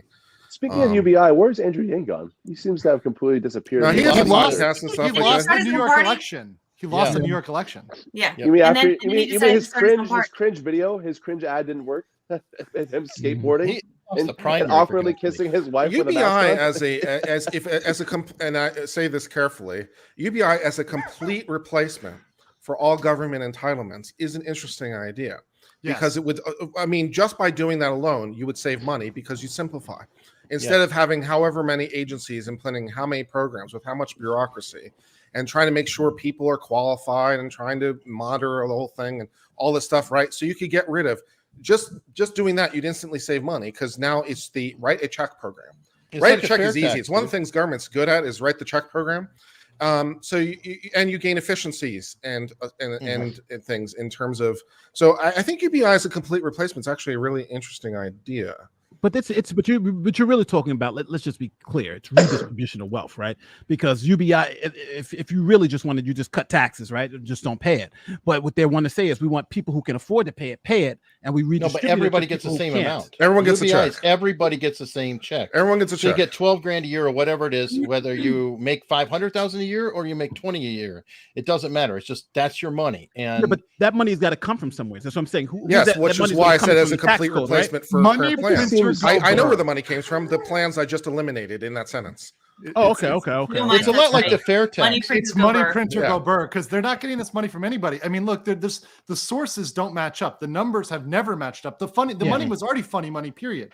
Right? I mean, we're not going to get into national debt. Thanks a lot, Richard Nixon. By the way, Eric, you remember back in the day when people were having the national debt clock and all those stuff. That shit's out the window now. We're not even talking about that anymore. Because we're printing money. We are literally printing money. We're in fiat, yes, and I know all that. So he's going to go, see, Eric, I'm going to get you on the crypto. The Fed Reserve said they're going to look Bitcoin, baby. You're saying important, buddy. Bitcoin, let's do it. The Fed Reserve said they're looking to increase interest rates 3 times in the upcoming year, which is a pretty big announcement.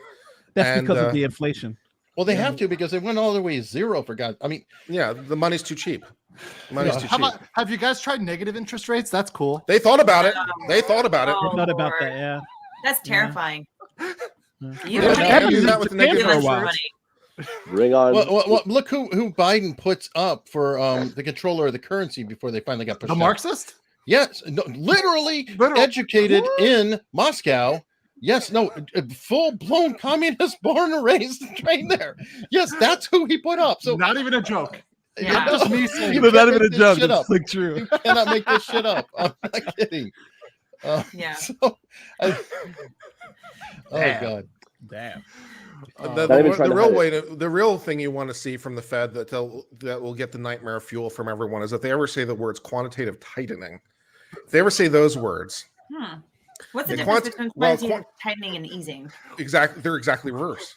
That's the exact difference. In quantitative easing, you're increasing the money supply. In quantitative tightening, you're restricting the money supply. You're taking money out of the money supply. Wouldn't that be a good thing though? Quantitative tightening? Well, because it's words that the Fed Reserve doesn't want to say. Oh, I'm not sure how they would do that. So that's probably good. It's just the exact opposite of how they do the. It's the exact opposite of how they do the things. Instead of issuing bonds for money, they just do exactly reverse. So it's very doable. They just do the reverse of what they're doing now. Oh, it's like a stock buyback. It's like a stock buyback. Yeah, that's almost like what FDR did with like outline gold. Yeah, I mean, is it kind of like that? Yeah. Well, it happened. Well, it happened in the late. Right after Carter went out and the Reagan his first couple of years, they raised interest rates to almost like 20% or something like that. But that was so people that's to take money out of the money supply, to contract it, to stop inflation. So I'm assuming that's what they're going to do now by raising interest rates, because you want people to save more. And if you raise the interest rate on bonds, then people will buy more bonds because they're getting more back for their dollar. Someone in chat said quantitative tightening is the same as raising interest rates. It's not. Yeah. In raising interest rates, you're making money more expensive to borrow. In quantitative tightening, there is less money. You're just taking money out of the money supply. So in some ways they might produce similar results, but they're very different on a technical level. Because also too, because raising interest rates doesn't only make it money. It encourages people to save. That's the reason why they do it. And so that's how it takes money out of the theoretically. Money. Yeah, you put more money in the bank. I wonder if in Ohio, high school students, in order to graduate, they need to now, as of today, January 1st, they need to complete a course in financial literacy. So I wonder if all of this would be in that class. Oh, you mean home ec?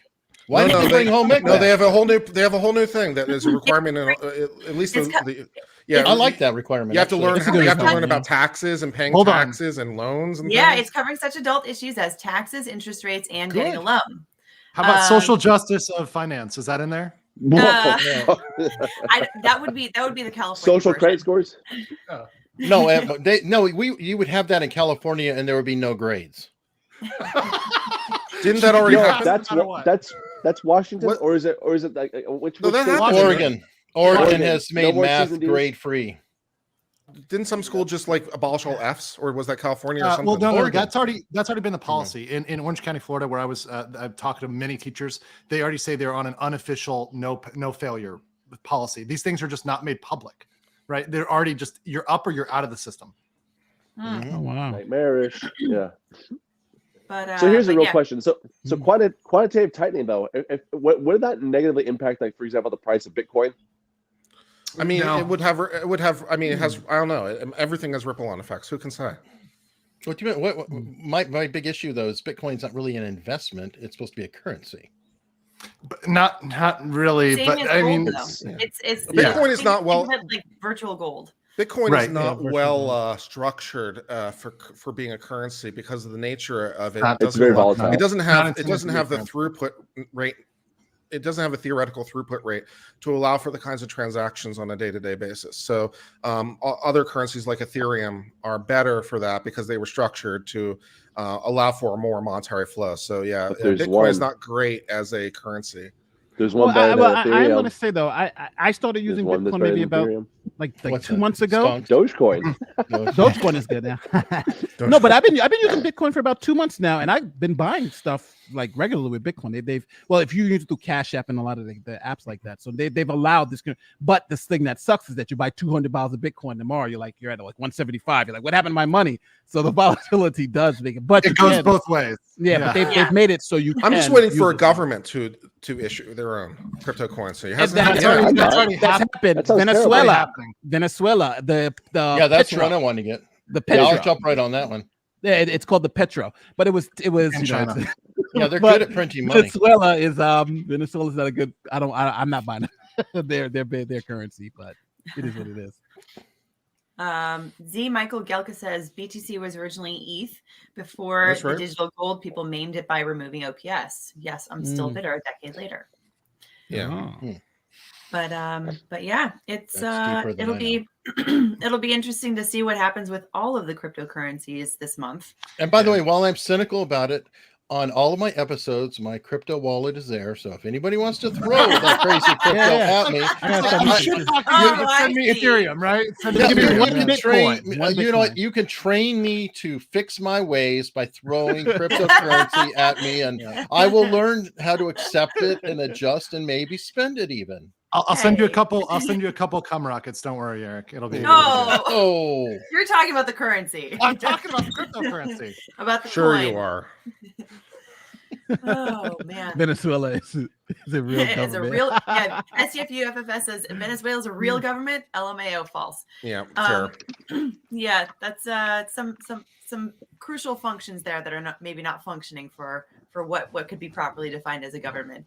But do you guys want to hear about another crazy California law? Sure. Isn't that redundant? You just want to start reading the code right? and just say crazy laws. I mean, another story. Okay, so here's one. A law passed in 2018 required corporations to add more women to their boards of executives. The final deadline to meet requirements passes December 31st, 2021, meaning that by the start of 2022, companies with 5 directors need at least 2 of them to be women, and companies with 6 or more directors need at least 3 of them to be women. So if anybody wants to hire me to be a director in name only, I'm here, guys. I'm here. You want some help? I can help you. I'm going to change my. I'll just declare myself a woman, and then I can get a job too. How do you do that in California? That's just slightly less than what the penalty would be, and then we're all. So wait. If you're non-binary, can you count as 2 people on the board? If what? If you're non-binary, can you count as 2 people on the board? I don't think so. I don't think we're quite there yet in California. So it's go ahead. My pronouns are Zer, fuck you, and pay me. You got the order wrong. No. So Nate, it says that this is from this is an article. I'm getting all of these, by the way, from an article from KTLA 5. Companies with 5 directors need at least 2 of them to be women, and companies with 6 or more directors need at least 3 of them to be women. How does that get past the equal protection clause? Oh, they don't care about that shit. Like that equal protection in my California. Right. that could be challenged like tomorrow, right? If you because you isn't that was Grutter? Is it Grutter where you can't openly just say like you can't have a quota? You can't say I need 3 black people or 3 women or something like that, right? That's a situation with Reddit that happened a while back when I think what was it, the CEO or one of the senior chairmen, the guy who invented Reddit. He's like, I'm stepping off, giving my board seat to give it to a person of color, basically, like a year and a half ago. I'm not sure if that's something. Well, good for him for putting his money where his mouth is. I respect that. Instead of just saying, well, we need more of this, or I always like that. I think it was D'Souza who was commenting to a student who was raising this point in one of the Q&As. About how the student was saying he was at a university, I think maybe Amherst, I can't quite remember, but they saying, well, it's all white oppression, white this, and the student's white. It's like, why don't you put your money where your mouth is? Why don't you just go resign and free up a student for a colored student today? It's like, by the way, the professors can too. They can all resign, because they're obviously part of the system that is oppressing the minorities that could never get a professorial position. So why don't you quit? Oh, you know what? There was a big controversy at one of the most liberal school in the United States, and especially in law, is the City University of New York Law School, right? And so it's crazy. So most of their staff is LGBT and people of color. So they hired someone who's LGBT to become a dean, but they fast-tracked the person. So there was like this big controversy because they fast-tracked the person over 2 black men. So now they were found. So it was 2. Go ahead. Yeah, this is what they call an intersectional car crash. Is that what? Yes. Mm-hmm. So you had in one instance you had the LGBT community saying, "Oh, this is good, this is great," and then you had the black community saying it's racist. You got another white person, they just call them gay, and now they still empowered. So now it became like this whole big mess. So guess what? They fired all the top people and brought in minorities. So we're at the point now still where black and minority still beats gay when it comes to but you need to be black, trans, and preferably with a permanent disability. Then you're going right to the win. Top. Yeah, that's the Olympic. I'm trans. I have in no way altered my dress, manner of acting, or beliefs in any way, but none of those are required, as I've learned. Trans apparently is just merely in the mind. This is I always love that because the circular definitions of the whole thing. When someone says, "Okay, I feel like a woman," I'm like, "What does that even mean?" I mean, literally, what does that mean? That means how you feel sexy, Kurt. Well, I mean, how would I know if I felt like a woman or not? Seriously, what are the what criteria are there? Well, there could be like if I meet these criteria, it means I feel like a woman versus feel like a man. How would I know the difference?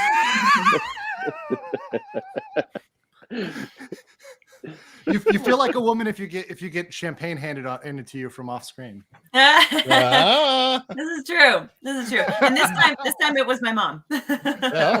And in fancy glasses with patterns on them. This is real. This is real crystal. That's crystal. Yeah. I feel now's a good time. All is quiet on New Year's Day. Silence. I'm not feeling festive. Can somebody mute that panel? Be with you night and day. Now it's New Year's Day. We got Kurt singing. Oh man! So but, I missed. I do have one question. Are you still wearing what you wore last night? Is that a 3-piece suit? Don't ask, don't tell. Come on now. We have policies here in Korea. We have dignity. It's not California. We don't do that. We don't ask questions. We just do. All right. Listen, I'm not judging. I'm just asking. There was a lot of soju involved. That's all I'm going to say. I'm going to leave it at that. All right. That's fair. Okay. I played Psy's remix of Hangover with Snoop Dogg. That was just a classic beater that was playing in the background. Okay, that's an interesting choice. That's actually that's behind you. That's not a thermostat. It's a sound mixer. Yes, it is a soundboard. It's a soundboard. Yeah. DJ Andrew. Yeah. I missed a good opportunity to plug in Crypto Cartel, if you will. Oh yeah. Oh yeah. Boom. You missed that, man. Yeah, you gotta learn to grift a little better, baby. Upgrade your grift. You know, So there's, thank you, Alita, for bringing me on. So the Legal Bites promo is still active. So for free shipping on your own copies of Crypto Cartel, just go to andythegamemaker.com and enter the promo Legal Bites, and you will get free shipping on any of your purchases for Crypto Cartel. So I will there. be. And Elite gets a kickback too, right? Below. Yeah, I do. Sure I do. I do need to say that I get a kickback from it. So if you, it does support the channel if you do. On top of you getting free shipping. So I'll be putting that link in the description below, along with the code for you to use, and along with everybody else's channels here. So. Links to everybody. So yeah, fun times. You get a link, and you get a link, and you get a link. Everybody gets. Well, that's me because I'm 3 of them at this point. Okay, how many 50 Shades of Eric Hunley are we going to see here? Like, I mean, how many more channels do you have coming, Eric? What do we got next? You know, I think I'm done with the trilogy. That seems to be enough. Okay, Nate, Jordan. did you want to share a page? I saw earlier you were going to share something. Oh no, I was going to show the whole CUNY law thing with the gay professor versus the black professors. It's so insane how they're eating themselves alive with this thing. It's just like, oh yeah, it's like but this is what happens when you start making these stupid nuances, right? It should be about who you are, not what you are. It's so here it is. The dean. They're reasoning a lot, but the committee members believe that Professor Robbins, who happens to be LGBT, should wait her turn. What they were doing is that usually it takes you like 5 years before they offer you tenure. So they were offering this person tenure ahead of people of color. So further along with the tenure track coming up for immediate consideration, and wasn't precisely how structural racism endured. No one in the meaning of, with no one meaning any harm, but with white people somehow always ending up the buttress intersectional by those on top. So even though she was gay, it was the fact that she was gay and white that made it, oh my God, is too much. But so it's like original sin, baby. But nobody cares about qualifications. That's the one thing that's quickly brushed aside. We don't care about qualifications. Even though she was qualifications is what your feeling is, or your birth point is, or what. Give me a break. It's that saying about being a nail. If you're a hammer, everything looks like a nail, and that's a school full of hammers. And now all of them are starting to look like nails to each other, so they're banging each other. It's wild, but that's the world we live in. Unfortunately, this reminds me of the conversation I've heard recently about of 2024, who's going to be running for the Democrats. Because as much as I'd love to see Joe Biden Adderalled up for another 4 years. There's not enough Adderall in the world. Yeah, but he so people were saying like who's going to run for the Democrats, and they're saying, and some people throw out the names Pete Buttigieg and Kamala Harris.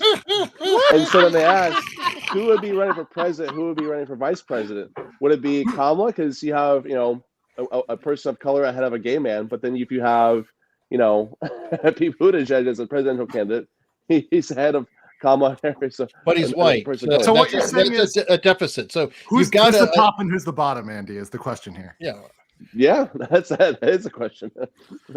You know what? It's funny because as much as people complain, most people are only going to vote for the same person, the same party they voted for last time. Like most of the people who I know don't change parties. Like I vote for Democrats. I voted for Giuliani, and I voted for Bloomberg, and then I voted for. It's like it goes both ways. I vote for Biden. It doesn't matter. And next time, I don't think Biden's doing a good job, so I'm voting for the other guy. Who would that guy be? I don't know. We live in a 2-party system. More than likely, I'm going to vote for the other guy. But it's wild. Trump. It'll be Trump again. Who are you going to vote for? I'll cast it. Do you guys really think it'll be Trump? I don't mind. If it's Trump, I would cast a vote for Trump. I really am leaning towards DeSantis being the strongest candidate I can think of. Probably. DeSantis is probably something who's most likely. Is what's most likely to happen, not whether. Well, you could have a Trump DeSantis ticket, and that would heal the party in a lot of ways. And obviously, you have a single termer, so it'd be a matter of boom, boom, boom. Yeah. I'm voting for Dave Smith only because he will hire Michael Malice as his press secretary. Oh my God! Oh, that'd be worth it. Oh my God, that would be so great. I would love for destroyed. Destroy every single member of the corporate press as they come along. He'll probably dress up in some goofy outfit as well. Like I'm not sure. Have you seen his goofy outfits that he's done before? Can he be just the troll secretary and just call that literally the troll secretary? Yeah. Hey, how old is Biden? Biden would be like 80 if he ran again. Oh, right? yeah. He's already 80. 80. Man. He's like 8. He'll be 82 or 3. What's the record? There's like I don't think he hits. I think he's Biden's it. the oldest. He Yeah, is Biden's it. the oldest. He's Really? 79. Yeah, he's 79. Oh, Nancy Pelosi shit. 81. And Trump She's is 75. Skeletor, so I mean, she's gonna live Hey, thanks, forever. Crash Mondo, for buying. Appreciate it. Yeah. Shit. Trump is 75. That's younger than I thought. Damn, we're being. But they're all old, man. I mean, all of crazy them. old. Okay. But Trump, if you, I wouldn't have guessed Trump was 75. No, though. Trump I know has he more was energy old. than I do. Yeah, but I wouldn't have guessed he was 75. He Shit. definitely has a lot more energy. So he'll be than, like than almost one would 80. expect from that age. He's vivacious. Vivacious. Or manic, depending on the way. Or We- some people We need say a young manic. guy. We need a young guy to run. Well, I'm or at available. least somebody reasonable. I mean, Jesus. I'm available. But who? All right. So what? Let's name a reasonable Democrat that somebody would vote for. Tulsi Gabbard. Manchin. Yeah, people- got me. Manchin couldn't get the Democrats to vote for him. No, I know, but he holds more power than most Democrats right now. That's the That's same true, problem with Tulsi Gabbard, right? Tulsi She's- Gabbard. yeah, She yeah, couldn't yeah. get the Democrats to vote for Anti-establishment. her. Yeah, But you got to she's- get. Yeah. She's in fact looking quite a bit like a Republican these days. That's You why. know who I think? Michelle Obama. No. Oh God, no! Yeah, stop. I think has- they've she been has the pushing that clout. for a while. Hold on. Listen. She has the I clout. think Right, but stop. I think what she would get is the Democrats. Number one, you get all the minority votes, and then you get that women's vote thing, and then you hope to keep to hold that to get that like Obama coalition in. So I think that will get them in. But I think for Republicans that would harden Republicans against her, because if Democrats have the numbers, but they don't have the coalition where people will join. That's why Trump won. Trump won because most of the Democrats didn't come out to vote for Hillary Clinton. So Well, nobody voted for Biden either. They voted against Trump. That's yeah. true. That's true. And that, Forever and that's- Keeper wants to know what was wrong with Andrew Yang's policies. So I don't know when he was running for mayor of New York, but I remember from the presidential election, to me, he just seemed like a one-trick pony, right? Yeah, one note. UBI. Yeah, he was UBI. one trick pony. UBI, his, UBI, his UBI, marketing that's wasn't it. that good either. His marketing was not that good, and his presentation wasn't that good compared to the other candidates. I mean, if he wasn't on Joe Rogan, nobody would have heard of him. Yeah, that's true. He was also Now, like the if you guys Furious like, I did break out my I Dissent game. Yes. And nice, we can, nice. Now we can even try to play this by actual rules. We can try a round and see how it goes. Okay. That requires me to like keeping track of stuff. Well, I wish look, I hold had on, cards you could keep track of before we stuff. do that, what about on the Republican side? Because I just thought Michelle Obama is the only person I can think about. DeSantis. I like DeSantis. DeSantis. I really like DeSantis. I would vote for DeSantis. I mean, because Yeah. look, when you're seeing AOC in Florida, you're kind of like game over. Like we won now. You know, it's like, I mean, just do you want to Well, just- capitulate now or later? Look at the state. What state is doing the best in every situation, and But Andrew, don't you just want magnify to it to the whole country? Don't you And- want to date her? Smart. No, she prefers to be colonized because if you look at like any of these people who are talking about the problem with toxic white males, look at who they're married with. Look at who she's in the photo with, right? Same thing with Kamala, right? Oh, Getting out yes. there and talking about that, and look at who they're married to. So See, some people are saying Trump, but the only problem is Trump brings a lot of baggage, because don't forget, He does. those people are still going to vote against Trump. He So you're has going to a have the same press situation. we gotta conference pick- on January 6th. What a Trump thing to do. Yeah, people that's are a troll gonna, move. it's going to be tough. It's going to be tough for Trump. Someone said Thomas Binger. Oh my God! Stop it! Stop it! Little Binger. It was probably What do you guys Bill think Binger about that said Rand that Paul? one. How about I like like Rand Paul, but He's too old. I don't know. I Oh like no, sorry, Rand no, Paul. I'm thinking Ron. No, Rand is fine. Rand Paul. Yeah, Ron Paul. well, Rand's too libertarian to ever fly. You think so? Yeah, he is. Because don't forget, it's about getting in that coalition of voters to overcome the other side. Right. And I think DeSantis can do it. And I think DeSantis Michelle can do Obama it can do because it. I but think a don't lot of Trump can do Democrats it. support DeSantis in Florida. They like his policies. Yes. They yes. like how the state is being run. And again, He's got a good governor is history, a too. good example. That is the administrator over the state. He's just expanding the reach. Yeah. That's Michael Malice for press secretary. I definitely agree. Can you Or imagine? at least let him handle the president's Twitter. Yeah. Yeah. Did anyone see him on Day of Ruben dressed as the Question by chance? Yes, I saw that. That was good. I know he's dressed up on Tim Pool a couple times, and The question was, I think it's from the DC universe. literally has no face. He had a mask on that like completely like covered his face up. And he drank water at one point through the mask. It was quite the sight. The problem is he's an anarchist, so he would burn everything down, But that's also what makes it glorious. He's not really a full-blown anarchist. So No. He's a provocateur or anything. He's in the political sphere. He's P.T. Barnum in politics. He's a Willy Wonka of politics. I think I've got this. I think I've got this down. Okay. Let's do it. I dissent. Okay, so let me share the screen because I'm going to need to be able to keep track of who has what points. And I think I'll sit out this one for this game, and I'll just play the moderator because then it'll be a little bit fair. Yeah, we got. So here's the rules. Okay, so I'm going to give you a topic. And what you have here is how many votes you get. So you have 4. So there's going to be a total of 7 topics. I object. No. Legal bites is listed twice. No. Okay. Object to the rules? That's true. Sorry. And my name is Hunley. Can we zoom in a little bit? Yes. Not, just so we can see. Yeah. It. There we go. Okay, so here's the rules. Sorry, so I can see the point total as it goes on. So there are going to be the total of 7 rounds. You have a total of 7 votes. The votes that you have are as listed. You get 4 votes at 1, 1 vote at 2, and 2 votes at 3. All right, so that's how many votes you get in each round. So in each round, you get to select whether you want to do 1, 2, or 3. And once you use it, obviously, you no longer have it. Does that make sense so far? So if you use your 3, then you no longer have that 3 to use in a subsequent round. Okay. Got it. Okay. So then, all right. So then I'm going to play the moderator. I will give you a topic. There will be a debate period, and then I'll call time, and then you tell me in private chat whether you agree with it and how many votes you are using in that round. Where's Legal Mindset on the list? Unknown, because it was Legal Bites twice. Oh, I took your spot. Yes. Forever salty. That's it. I'm doing the best I can over here. We love you, Kurt. Okay, so you tell me if you agree or disagree. So just agree or disagree, and how many votes you want to spend on that round. So then the winner of the round is whoever has the most votes total. Each person who wins, who is part of the majority, gets the vote total that they used. So if you used 1 vote, you get 1 point. If you use 2, you get 2. You get 3, you get 3. Does that make sense? We'll play it as it go. I mean, obviously, there's going to be some. Yeah, I'm trying to explain this. We're gonna have to work this one out. I'm trying to explain this, and then also there's the I dissent card. If you use the I dissent card, then you get to use your point total and I dissent. If you're in the minority, you get the points that you used, and you get to block all the majority. All right, so that was a lot. So let's try one.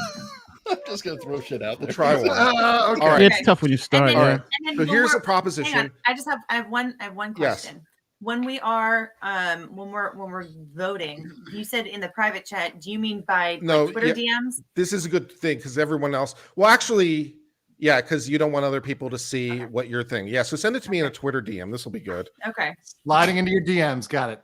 Yeah. Just send me a Twitter DM, and we'll see how it goes. And if it goes poorly, then we'll try something else. All right. I'm scared. Very scared. Okay. All right. All right. For you scumbags, all now flood me with DMs to make this more difficult. Ha ha ha ha ha ha. All right. So here's our first proposition that we're voting on. The proposition is cats are jerks. Cats are jerks. So you can debate that proposition, and it is to your advantage. It's to your advantage to convince people to be in the majority, and because then you'll get the points for that. I would say. So when somebody's voting, are they voting for or against? I mean, what is the vote? No, that's exactly it. You get to vote for or against. Okay. So each person says for or against, and how many votes they want to use. Okay. And whatever has the most total points wins that round, and the number of points you get is the number of points you spent. So like if there's 10 total points, that determines the winner, but then you would get how many you spent on that round. But you're only allowed 1 per round or 3 or what? How's that? You're only allowed 1 vote per round. So you're only allowed to use one of these things. And this is a way for me keeping track of which, how many points do you have that you can choose? So I mean, you have four. You had 4 at 1, 1 at 2, and 2 at 3. Oh, okay. So that's why I have the little chart to keep track of who has what. And then I have the total points that you will get, because everyone's at 0 right now because no one's won anything. Got it. Okay. Right. So if you use 1 point, you're less likely to be in the majority, and you won't get as many points for yourself if you win. But if you use 3, you're more likely to be in the majority. But if you wind up being in the dissent, you don't get any points, so you lose it. Yeah. So hopefully all that makes some sense. Okay. Yeah. We'll play one and see how it goes. So the proposition is cats are jerks. Discuss. Okay.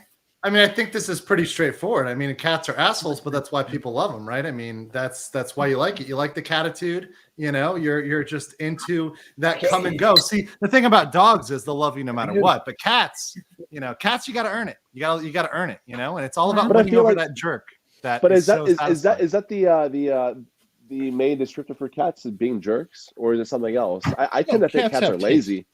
I think cats are just very good at setting their boundaries. Yes, they have taste and class. Unlike some sloppy dog that just runs in going all over you no matter what. Cats are dignified.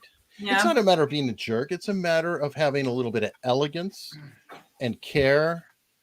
They're just smart. And they even know how to rebound. They understand embarrassment. Dogs, they only understand shame. Either they're ashamed or they're not. Cats have a cool factor where they can like fall backward and they go, meant to do that. You know, cats have personality and verve. Okay, but are they jerks though? Because they can have all of that and still be jerks. Can dogs be jerks? I think dogs can be jerks. Dogs can definitely be jerks. I just said to your proposition. I object. We're not talking about dogs. We're talking about cats. But I mean, thinking about some of the best cats I've ever had. When she's had more than one cat, red flag. No, I'm joking. Doesn't matter. I'm already married. All right. So what I need. Okay. So let's try a voting round. So what I need you to do is send me the word agree or disagree, and either the number 1, 2, or 3, because that's how many. Each of these are independent votes. So you have. There are going to be 7 rounds. In 4 of those rounds, you'll cast a 1. In 1 of those rounds, you'll cast a 2. In 2 of those rounds, you'll cast a 3. That's how many votes you want in this round. All right. So does that make sense? And then whichever wins, yeah. All right. So send me a DM with whether you agree or disagree, and with how much, and we'll see how it goes. I think I need a fallback in order to send a DM.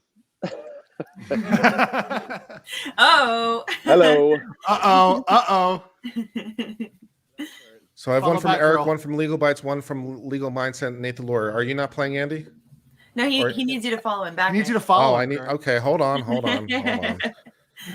You forget how Twitter works. Shut up. I'm working on it. How do I find that? Is it mentioned somewhere or all notifications? Cartel G. Shout out to me. There we go. Leave it in the chat. There's also a link to his Twitter in the description below. Just because YouTube won't let me link to Andy's YouTube channel because it's so tiny. Oh, that's not. Well, you can. You just have to put the whole URL. Oh, yeah, well, which you should. Yeah, definitely do. And then put sub equals 1 at the end, so it automatically. I'll just follow everyone who's requested to follow me. That's a dangerous path, Kurt. I've completely failed to be able to find this place for requests. It should be in your. Just go look him up and then just follow him. And at Crypto. What's his thing? At Crypto Cartel G. Here, I'll put the link in the I got it. Okay, you got it. Watch it right now. You want to follow me on Twitter? Just go look for at Crypto Cartel G. By the way, Andy, are you an actual Andy or are you an Andrew? Great, excellent. I am actually an Andres. If you want to be. Oh yes, okay, Lithuanian version. That's even better. Yep. I like it. I approve. Andrew, do you usually go by Andrew or Andy? If you call me Andy, I'll murder you, and I'll find where you are and murder you. Yes, Okay. but other than that, I mean, in a video game. By the way. I've been calling you Andrew this whole time, and I just good. realized. Andrew's good. Yeah. Drew's good as well. Okay. I mean, he's Andrew Esquire. Yes, of course. That's fair. All right. So So one would be cool. Well, it's all about strategy, because if you're not on the winning side, you lose the points. So you only get points if you're on the winning side. Okay. So I'm still waiting for. There it is. I think is what I need. Got it. All right. Okay. All right. So let me total that up. You talk amongst yourselves, and I'll let you know how that round turned How dare out. you? Someone in the chat call me Andy Goldman. Oh, Andy, this we is got better than to Jack play the Lawrence. crypto game. Next, Andy, you got to bring up. I know.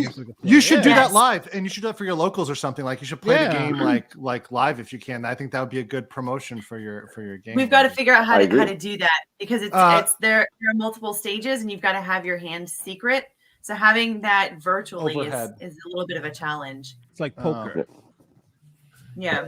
So All more the reason to get together in person. Am I right? exactly. My place is big enough for a couple in Korea here. Hey, if you come here and come to my place, I'm gonna get arrested. That's how New York rolls, baby. You can't go to Montreal. But they haven't changed the rules there, Nate. Now that the new mayor's in, they haven't repealed everything. Well, no, he just got in like a couple of hours ago, so they still under He's the on same. time. He's only tyranny. signing documents. Yeah, it's executive order, man. It's gone. Oh man. I don't know. When the new guy doesn't say we're not going to repeal, we're just going to rethink the way we're going to enforce. It's like, not too much hope. Not too much hope. Yeah. Oh man, we about ready, Kurt? I am still trying to total it up. So Okay. it's because it's okay, and I'm not playing the game, so I don't get any points. So I don't even need to be on the chart. So I'm the moderator of this thing. I'm trying to take a card game and translate it into A virtual game. Yeah, we're getting there. Yeah. This No, feels but like this is fun. This feels like old school fantasy football. Try to Oh, tabulate all the stats. Who are you after the drafting? weekend. now I got to do a video on the De Blasio things. It's going to be so hilarious. Did you see? I love to see the. All right, I got it. First of all, Did you see that's not Andy his Cohen? name. Am I We right? just watched it. Yes. We just watched it. Yeah. That's what I'm saying. Yeah, We you were- missed it. All right, No, so I played it on my channel. I didn't miss so it. the votes I got No, four I votes, missed it. 4 votes disagreeing, 1 vote agreeing, and the 1 vote was from Legal Bites. So Legal Wow. Bites, see, this is how this worked in this round. Okay. So you cast 1 vote, so you lose that vote for future rounds. You no longer have that, and you don't get any points this round because you were in dissent, right? Okay. And so you see these 2 that voted at 3, they lost their 3. They no That's longer have that one. surprising that everybody voted that they are not jerks, Yeah. and I'm And the so- one that. And you I have thought cats. I was voting with the crowd. I love cats. I love cats. I think that they are. think they're jerks. They are kind of jerks, but I still love them for it. And I love the fact that they're like, no, you can pet me, but only in the ways that I want to be pet. And then exactly 3 pets, and that's it. Don't touch my feet. Don't touch my belly. So you know what? I'm going to say it because if this was the mainstream media, how come all the men get points and the woman? You canceled us on this, Kurt. In California, that's illegal. That's That right. is- We got 3 white men. How come the white men are on top Hold again? on. No. I identify as trans Korean. So Well, hey. But the saving grace is that one minority is still on the plus side. So unfortunately, what's the balance of equities here? I'd also like to note for the Whoa. record, I've never played this game before, so I'm having to learn the rules as I'm teaching it. So that makes it all fun. Well, that's the best. Oh, That's the best way to. That's the best Yeah, way to yeah. learn it.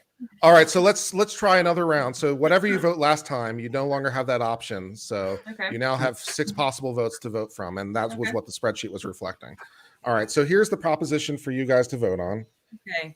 Tips should always be included in the price at a restaurant. Tips should always be Ooh. included in the price at a restaurant. I feel like this Well- one's a little more straightforward. Anybody who's kind of been abroad and seen the not tipping culture is nice. I like knowing what the price is. So yeah, but Yeah. like I tip because And that would just I say feel no like an tip. ass. I think if you don't tip, you're an asshole. So I don't know. It would make it simpler for me. Well, I like I don't to know know. how generous I am. So I like to I'm see. going to disagree with that. What's the point of the tip? It's like, if you're going to always tip, then just make it a set price and call it a day. If a tip is supposed to be in return for exceptional service, and it was also not supposed to be common. It was supposed to be something extra, something special. Now it's everybody gets their little piece, from the mailman to the hairdresser to the dog walker to the building attendant and it's just crazy out of hand. Well, so my thing is that either you have the tips and it's not included, or you just drop tips. Legal Bites. What Alita likes to do is, anytime someone does terribly, she says, "Here's what you did wrong," and she just gives a whole laundry list of everything went wrong with the service. And here's why you get this say, tip. Perfect. Why? I knew I liked her. No tip. Well, hold on. But I think there's both the historical piece of this and for instance, if you look at the charts for minimum wage, tipped workers get less. Like I know in New York at one point it was $15, and if you're a tip worker, you get like $5. And that's supposed to be because tips they're supposed to get tips because they were getting this lower amount because they get tips. So we're subsidizing the restaurants. So that's one reason why I think you should definitely always tip. But the second reason is the history of tips. It wasn't really just for exceptional service. It was one of those things where the train cars. It started when the train cars. I don't know if you guys ever remember what's the guy's name. Anyway, I'm blanking on the name, but minorities who were servers on the train car. When they passed the minimum wage, they were like, well, we won't be able to have these services on train cars. So they specifically made the exception for these workers, so they didn't have to get paid a minimum wage. They actually just got paid through tips. So that's why it became the exceptional service, but it was actually if they got paid at all. And that has carried over into today with the tip service, where that's why if you're working a job that has tips, you get a less of a minimum wage than if you were just working, let's say at McDonald's, where they don't have tips. Dude, I've been a waiter. That's the thing. I've been a waiter. So I had to survive tips. I've also delivered pizza where my only wage was tips. Yeah. So I do have a full understanding of it, but I still, if I do a shitty job and I screw up your order, I should not be just automatically rewarded. Then you lose the meaning of the stupid thing to begin with. So I circle back again. Either not including the tips, but just you have a set price or you have tipping. One or the other. And it should be negotiable. Not everybody should get a 40% tip, or everybody should get a 15% tip, or somebody, whatever. If service isn't that great, I'm only going to give 15%, or I'm definitely not going to round up. And in general, I'll round up. So if you know that somebody, let's say if you go to some place and you know that they're only getting paid in tips, and they give you service and you're not happy with the service, would you say you're not tipping at all because that person doesn't get paid because you're not giving them a tip? So would you not tip them at all? I'm a soft touch, so I'm probably not going to give like 15% versus 20 or 25. As an example. What I'm saying. Yeah, that's what I'm saying. But that's tip, but not. Now you're arguing adjustability. Yeah, you're still arguing adjustability. And this is the same in Korea, by the way. And I actually was talking to my friend in Japan, and the philosophy here is customer is king, but in Japan it's customer is God. And the customer service here, and one reason why I like being here is because it is beyond anything in America ever, period. And they are insulted if you try to tip them. So it's like it proves that it's not necessarily something that's incentivized. Yeah, it's like you're insulting them that they're doing such a bad job. Yeah, it's a bribe. So it's like, no, I don't want that. This is my duty to do this to you. So it kind of negates the fact that the service is totally tied to the tips. And also it's disingenuous. It's kind of, I'm only doing well because you tip me. And for the people, because I mentioned at the beginning that I'm starting to put these live streams onto Spotify and Apple Podcasts. So for anybody that is listening and not watching, Legal Mindset was just responding to Forever Keeper super chat that says, in Japan, gratuities are already included in the total, so you save time. You just look at the total and pay that. Everyone is happy. Yeah, so on cruise ships too, whenever you take a cruise ship, it's front loaded to gratuities. So I'm all for that. Then perfect. Then do that, adjust it, and make the wage whatever the wage is, and call it a day. Because I've also been a cook in the kitchen, and I can tell you that both sides of the equation, that the wait staff who would bitch about being under minimum wage more than anybody you've ever heard would be pocketing hundreds of dollars a night, and I'd be getting minimum wage of $3.35 an hour or whatever it is. Hoping that the wait staff felt a little generous and like threw me a coin for the extra. but they would be griping about their wage, but pulling home bank. Wow. So depending on the restaurant, I think both ways. But Yeah. I didn't even think about that. All right, so we'll try another voting round and see how this goes. So the proposition again, well, let's try putting it right set up. The proposition is tips should always be included in the price at a restaurant. So again, agree or disagree with how many points you want to spend to get that established. And then I'll do my math thing. Now my voting isn't about the arguments, about the strategy now. Yes. Well, the game theory. That lost me last time. Yeah. Because you can argue an argument and then completely flip the other way in order to be in the majority. Right. It's true. You know what? So I'm voting strategy this time. But you're also dealing with a bunch of dirty lawyers who are going to do the same thing. Whoa. Two of us are not dirty. Well, maybe two of us have souls, buddy. Hold on. Two of us have a soul. Eric, you are an honorary lawyer, and Andy, you're related to one, so that's it. I'm sorry. Family business, right? Yes. Family grift. Yeah. The family grift. Yeah, exactly. Eric actually made this final plea changed me a little bit because I was like, yeah, that's true. If you're one of those people in the cook getting that minimum wage, you're like, damn, these getting people hundreds of dollars, and I'm like, so while Kurt is tabulating, do you think Jack Murphy gets really good tips? only on his chatter just rate. a tip, Andy. Only on his chatter rate. I knew he was going to come up today. Poor Jack I'm Murphy. so glad you brought it up. Yeah. He's being destroyed. Yeah. I So many just videos watched- on it now. Good Lord, Vivo is getting destroyed by saying, "Hey, can we back off a little bit?" Oh yeah, I know. He really didn't want to talk about it yesterday. Yeah, everybody's all over for Jack. Yeah, I mean, I understand. I understand his point of being like, okay, this is like a little outside the realm of what I want to talk about because of the, I do understand it. I get it. And I feel very much the same way. And granted, I know I'm a little bit of a prude. I get that. I am no Nick Rekieta. I am not as comfortable. You don't say. About the You'll things get there. that he You'll get there. But The corruption begins. Is that like a brown pill or something? No. Whoa. I don't want to go there. But you know, How many is X-Lax? There's so many different pills. I on Twitter I see the stuff that the Quartering and Crab Crawler were sharing with everyone, and I like both of them. I think that they're both great people. At least to the extent that I've interacted with them personally. And they've got their thing. This is what they decided that they wanted to go on a certain campaign, and that's fine. That's fine. I'm not going to judge that. For me personally, that's not my brand.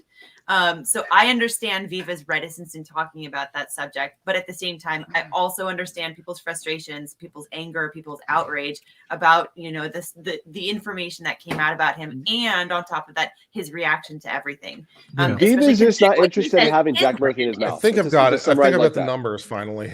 Okay. So can we share the spreadsheet and people we're playing a game? Let's get this one super chat first. Ruby C says, I mean, based on what I saw on Twitter, Jack got more than just the tip. If you want more proof of that, check out my last videos. Oh yeah. All right. So here are the votes. So to make it a little bit more plain, how the scoring. So here's how it went: agree and disagree, and how many points people spent. So like Legal Bites said agree for 1 point. Eric said disagree for 1 point, and Nate, the lawyer, said agree for 3.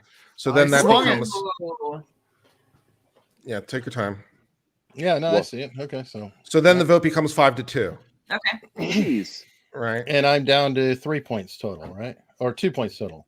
Yeah, yeah. So then these are the votes you have in future rounds. So I took out, like for example, Nate the lawyer no longer has a 3 in this column because he's burned that vote. So he no longer has it to vote from. Right. But he got the point. He only has 1 3 left because he burned one of his 3s. But I got those points though, right? Yeah, you got the 3 points. Yeah, you went from 1 to 4. Yeah, you're leading. Yeah. So it was worth it. Excuse me, he's tied.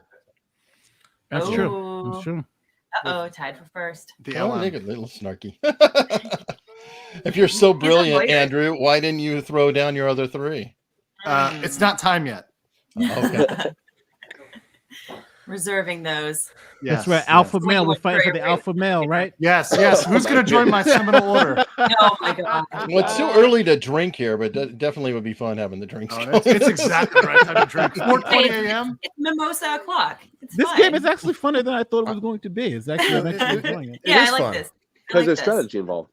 Okay. Yeah, there is a strategy. Now, just to remind everyone why there's that D. The D refers to because if we go back to the lovely Thank you, spreadsheet, Jack Murphy. if you go back to the lovely spreadsheet, for Yeah. just a second, can we go back to the spreadsheet? Okay, so in addition to your point total, or in addition to voting how many points you want, you can once vote I dissent, which is what D represents. So you can only vote I dissent if you are disagreeing. Here's why that's good. This is meant to screw over people who are trying to get to a unanimous vote. This is basically what this is meant for. So if you vote I dissent, and then you win that round, and you get those points, and you screw everyone else over. Oh, wait. Dropping the D. Yeah. So if you vote I dissent, you can screw everyone else out of a round. Okay. But then Everyone again, else. but you only get it once, and it also disincentivizes people to cooperate with you in the future. And Obviously, what if there are multiple dissents in one round? Well, everyone who dissents will get points in that round.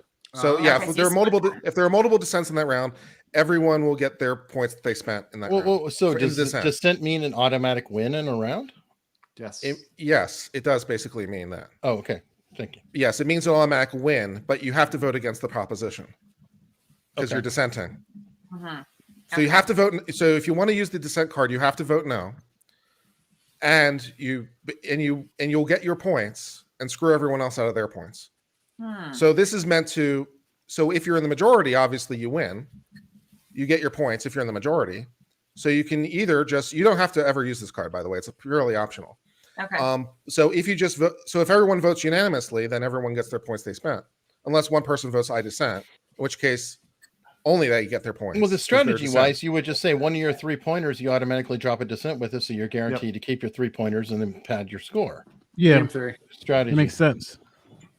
Yeah. Okay. No, whatever the next one is, you know what I'm voting. 3D, baby. 3D. It's dropping the D. Probably is the wrong way to, because maybe it's like the majority has to win in order. Well, for I the was D going to work. say, yeah. I just want the like 3 if points. 5 out of 6 do it and you drop a dissent, I could see that being really cool and valuable. Oh yeah, okay. Like, so the dissent. So it's not an automatic win. Yeah, the dissent has to win in order for the I dissent card to play. The next one should be is- was The no Rittenhouse has to win. justified? So it's not an automatic win. So the dissent has to win for the dissent to play. Okay. Was so Rittenhouse no, justified? I the dissent. No's I'm have waiting to for be Kurt to present a card that says Jack Murphy is the tip of the joke. ooh. Hmm. Of the joke? He's becoming a typical joke, though. Yeah. There's an additional catch or Oh, additional God. benefit. Okay. All Okay. right. Okay. Here's why the I dissent card is so powerful. If Okay. you're in dissent and you win, you get an additional 6 points. Whoa. Wait, I'm sorry. Yeah, Say so that one more time. So if you're in the dissent, and you play the I dissent card, you get your points and you get 6 more points. You get 6 points for Oh, winning geez. that round. But I thought a dissent But you have to be in the was- dissent. I thought the dissent was automatically the minority, though. Am I getting confused about what words? Yeah, I'm a mean? little confused Yeah. here. Too. Well, no, the dissent is just the no proposition. So it Oh. has to be the no proposition. If the no proposition wins, that's what we're referring to as dissent in this case. So you have to vote no. So that's when the- you're so- voting dissent, are you putting points with it, or is it just that's your Yes. one time to do Yes, dissent? yes, you're putting points with it. So Oh, so you're theoretically, adding there's 9 kind of points piggybacking potentially a in play. dissent. Are Yes, you theoretically piggybacking 9 a points in dissent play on for you. Okay, what if you lose when you use your dissent? Then you just lose it. It's Okay, gone. so You lose the points and you lose the I dissent card. I should have ran a dissent on the first freaking question. That's what you're saying. Maybe. Yeah.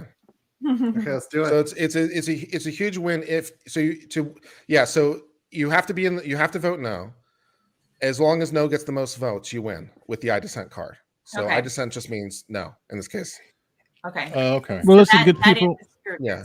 If no is I- if no is in the majority and dissent is used, then you get 6 additional points. Yeah, I might need to go too if that's. So- what Well, you're listen, saying. yeah, but I gotta go because I gotta go take care of these kids. Okay. But well, we can stop playing the game. And I well, no, you just lose me. I'm just one person. I want to end undefeated and on the top. So Fair enough. you know, this is Time fun, for right? the top. Time for the On top, brother. Time for the top. Hey, listen, All right. listen. Well, Happy New Year to you, Nate. Happy New Year to you guys too, Real and I brother. will still be watching. Good luck for you guys. You know, let me know who comes in second. Let me know who comes in second. Hey Nate, see you tomorrow or we doing it Yes. Tomorrow, Okay. 10. I'm Sounds with it. good. Sounds good. All right. See you, Nate. If everyone decides that they hate this game and hate me afterwards, I'll understand. But we'll give it a try. No, How many points do we put toward that? It always has its speed bumps. The I hate uncivil is infinite points. You can put infinite points to the I hate uncivil. So here's Let's one go. that's come up somewhat recently in our discussions. Open-faced sandwiches God should damn it. not be considered sandwiches. Open-faced this is a sandwiches Nick should Recato not question. be considered sandwiches. Where's Nick Nick Recato Recato? was- If Yeah. it was cereals or soup, I would explode. Open-faced sandwiches. So then, using the theory of open-faced sandwiches, calling that a sandwich would mean that pizza is a freaking sandwich, Yes. and I disagree. Just from the get-go, there's a reason you have a calzone. A calzone would fit as a sandwich; it's completely surrounded.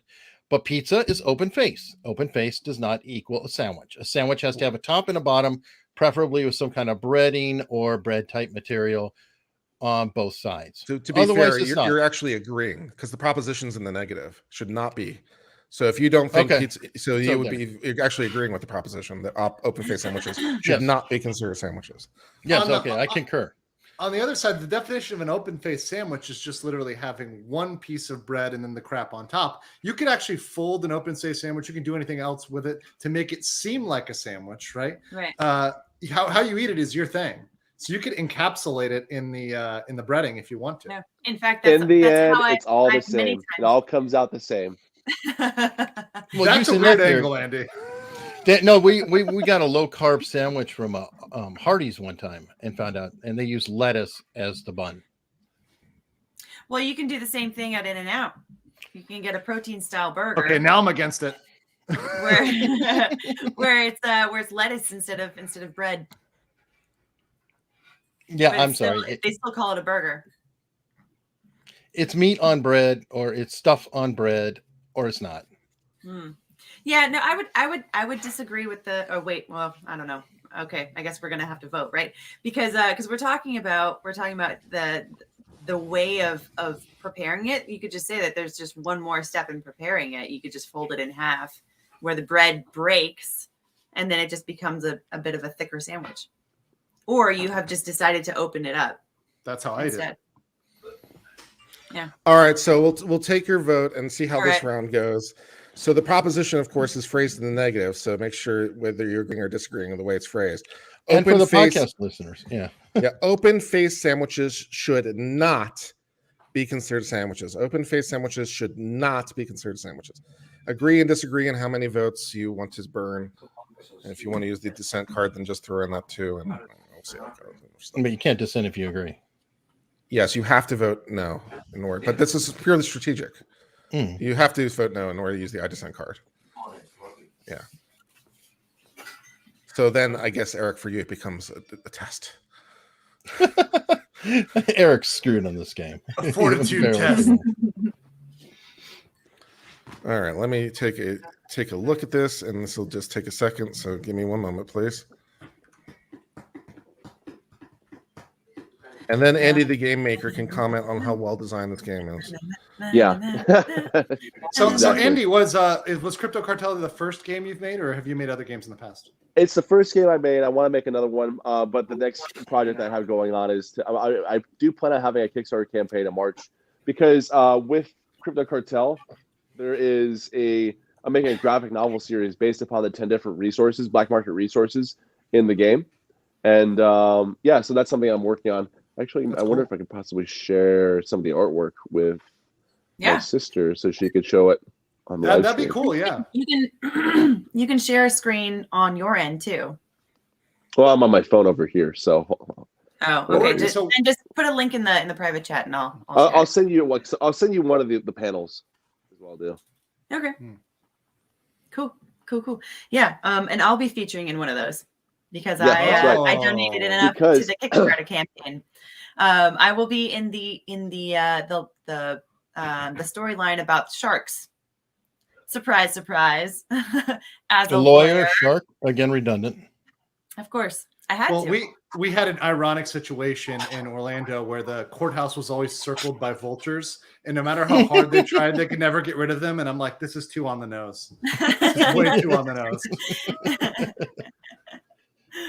Oh boy. Fun. Yeah, so, it's kind of cool. So the story behind Crypto Cartel, for those not familiar, so I had a successful Kickstarter campaign back in November of 2018.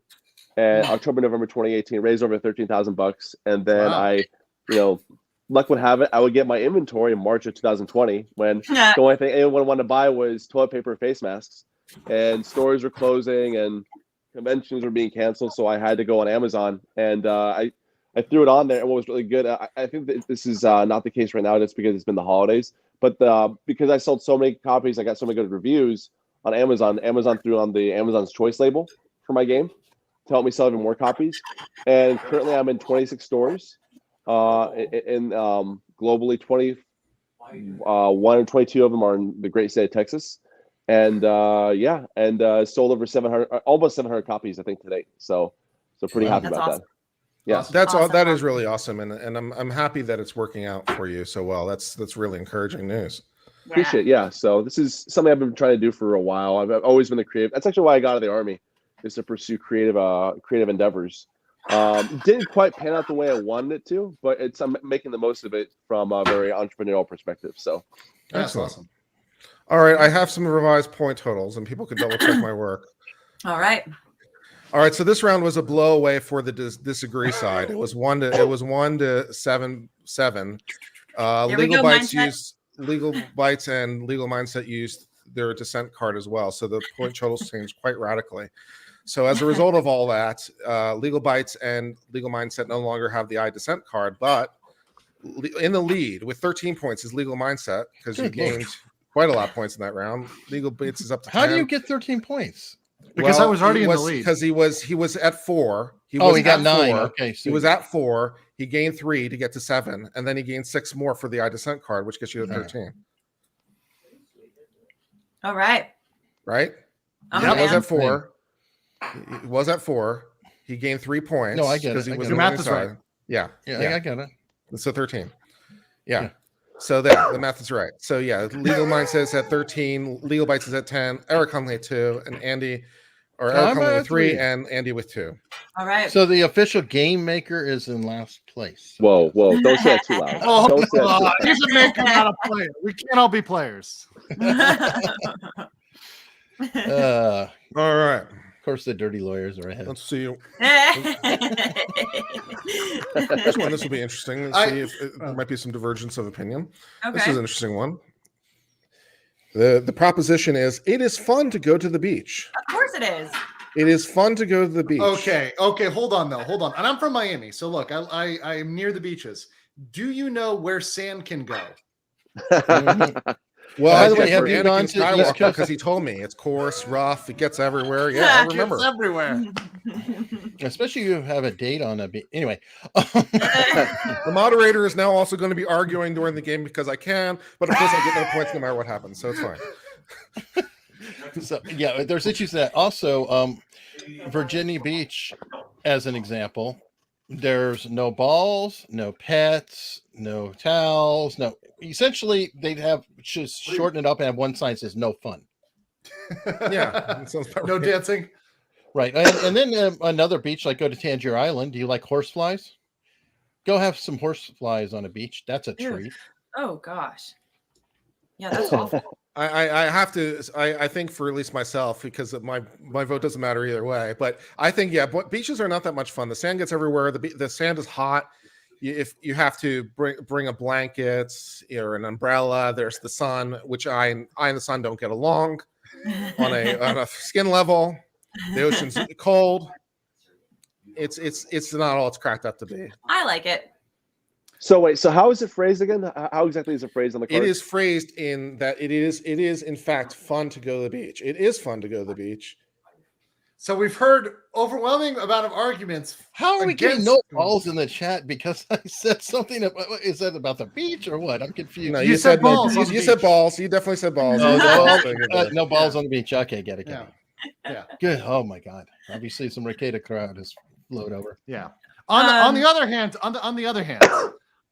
many a late night drinking session has been had on the beach. Quite fun.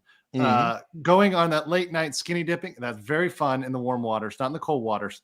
What else is fun? I guess any other illicit activities you want to do there tend to wash away with the water, kind of in and out. What else is going in and out? Whoa. Well, that's the whole point. We can still run into the sand issues even at night. This is true. So good point. Talking about in and out. There are friction considerations. Always. However, there are other fun things to do that are not illicit activities. I'll be the wholesome one here. Okay? This is the illegal mindset now. We're changing. It's the illegal mindset. That's it. It's over. No, I mean, I grew up in Southern California and I loved going to the beach. I tried several times to go surfing, and the last time I went, I did end up with a goose egg on my head, so that was not so fun. But I do enjoy going boogie boarding. There are also fun things to do. There are also some dog beaches where you can take a dog and throw a frisbee and have them jump in the ocean. That's so wholesome. There are also non-ocean beaches that are a little bit less nuts when it comes to the waves of the Pacific Ocean, and that also can be warmer. There are also warm beaches in the world. I guess one question is, does a lake beach count as a beach for the purposes of this discussion? So that's for you to decide amongst yourselves. We're talking about where water and land meet. Yeah, is there a difference between a beach and a shore? And I've been wondering about that one for a while. Oh boy. Are you in Jersey? Oh boy. No, I am not. All right, so I will now take your vote. The proposition is that going to the beach is fun. Agree or disagree, and how many points you want to spend on this question. And I will take your votes. I sent you the artwork if you want to share that. Yeah, I will in just one second. Is that your Twitter, Kurt, going off when we? That's your votes coming in. So that's what the votes coming in. Exactly. Oh yeah, I see Derek saying Lake Beach in Florida means alligators hard pass. Yeah, alligators can be a thing. Ooh, especially on Disney resorts. Yeah, we don't talk about that. Oh wow. So I was representing. Oh, cool. Here's some of the artwork that Andy's talking about. This is not the one that I didn't know that Christ had a gun. Rude. You should have started with mine, Andy. Obviously. Right. I like that art style. Yeah. This is Manuel Martinez, who's done the artwork for. So I should probably drop his. I can send or just tweet it out or. Yeah, tweet out his link and we can retweet. Also, a lot of this artwork is on Andy's Instagram page for it's Crypto Cartel G also on Instagram, right? I believe it's Crypto Cartel Game on Instagram. Ah, okay. Yep. Okay. Yep. So but you should show the one where I and Mr. Bites or an artist's reinterpretation of Mr. Bites is, because he doesn't like having his face on social media, because he's ever since things like what was it, The Social Dilemma came out, that documentary. Mm-hmm. It's like he was already kind of reticent to begin with, but stuff like that coming out, he's like, nope, definitely don't want anything out there. All right, I have point totals. It was actually a little bit easier this round. All right. Eric lost. Moving on. Everyone voted yes. Hey. That made it easier. So 6 to nothing on that round. And then your point totals are Legal Mindset with 14, Legal Bites with 11, Andy with 5, Eric with 4. And what makes it a little bit more interesting, I guess, in subsequent rounds, as you can see, Legal Mindset no longer has any threes to cast. You have run out of threes, sir. And Eric Hunley and Andy still have the I Dissent card to play as an option. So that is where we're standing. What about the D? You still got the D. Still got the D. Still got your dick. Yeah. Okay. Whoa. We're talking about cards here. We're talking about cards. All right. So that wasn't too bad. Okay, let's see. Oh, this should be fun. Okay. Proposition. The book is always better than the movie. The That's just book a is fact. always better than the movie. I feel like there have been some That's examples. absolutely false. I can Name name one one. movie right All off. right. Okay, go. Forrest Gump. Oh shit, you're right. You're right. And there are some books who, or I should say, some movies have been adopted from short books, short stories, and Polar well, Express. it's like for example, did you like the Peter Jackson Hobbit story, which was completely not at all what the book was about at all? But That was a travesty. Yeah. Yeah, but again, though, it said always. I've ended it. Right, you're right. You know, right. All you need had is a one change. example. You're right. Yeah. Change of heart with the Hobbit films, largely because I started reading Lord of the Rings again, and what's really interesting is in the very beginning of the first Lord of the Rings, in the chapter Shadows of the Past, they actually talk about a lot of the details from the Hobbit in there with the necromancer and the fortress. And it's And in a the lot of appendices too. Yeah. So I don't know. It's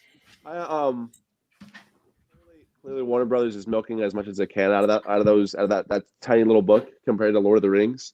But I don't know. I think Peter Jackson does a damn good job making films. I'll say that much, and he's very consistent with what he puts together. None of this has to do with. I actually think the book is better than the movie. That argument necessarily. So, yeah, you made the argument that the counter argument. Yeah, I mean, Forrest Gump, he's got a point there. I'm trying to think of another one. Like Philip K. Dick has a lot of short stories that have been adapted into films. If it was TV Star show, Wars, the original Star Wars. But the book, but that wasn't a book. Yeah, I wouldn't say that it started off as unless you're right? talking about is the expanded universe books like the Thrawn trilogy, right, and everything else, or the Thrawn saga rather, is way better than any of this woke bullshit they put out recently. So I mean, in that case, that's everything. It's also corporate bullshit, is what it is. It's just it's the Green Mile. That's a good one. Book was great, but the movie was tremendous. And I would also go with Shawshank Redemption. Sorry. Shawshank. The book was phenomenal, but the movie was just groundbreaking. Short story, but yeah. Well, I don't care. Well, it's a novella. Technically. Yeah. There you go.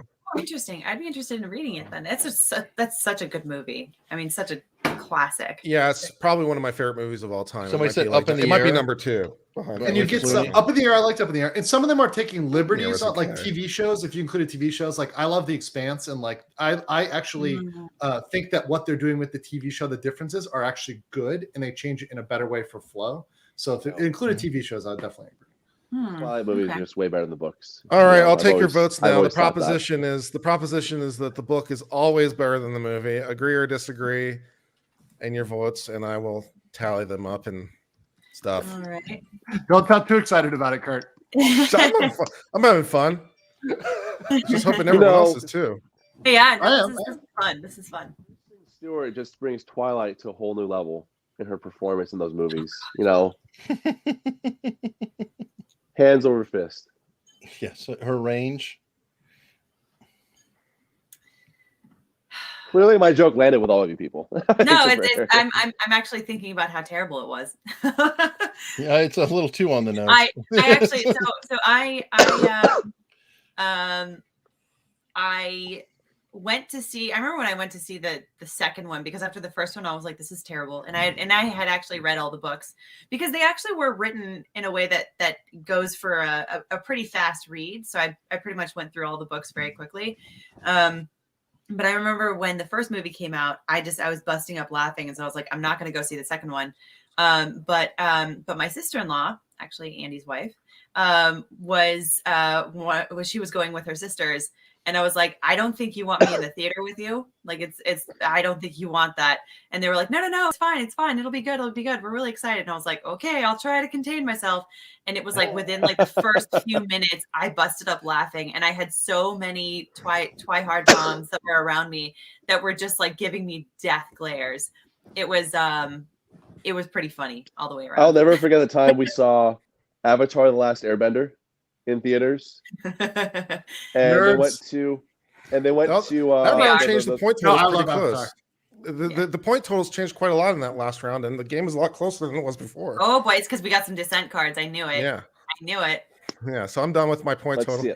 Okay. Andy and I both went up 9. So Legal Bites was the only one to vote for the proposition. Everyone else voted against the proposition. Right? Yep.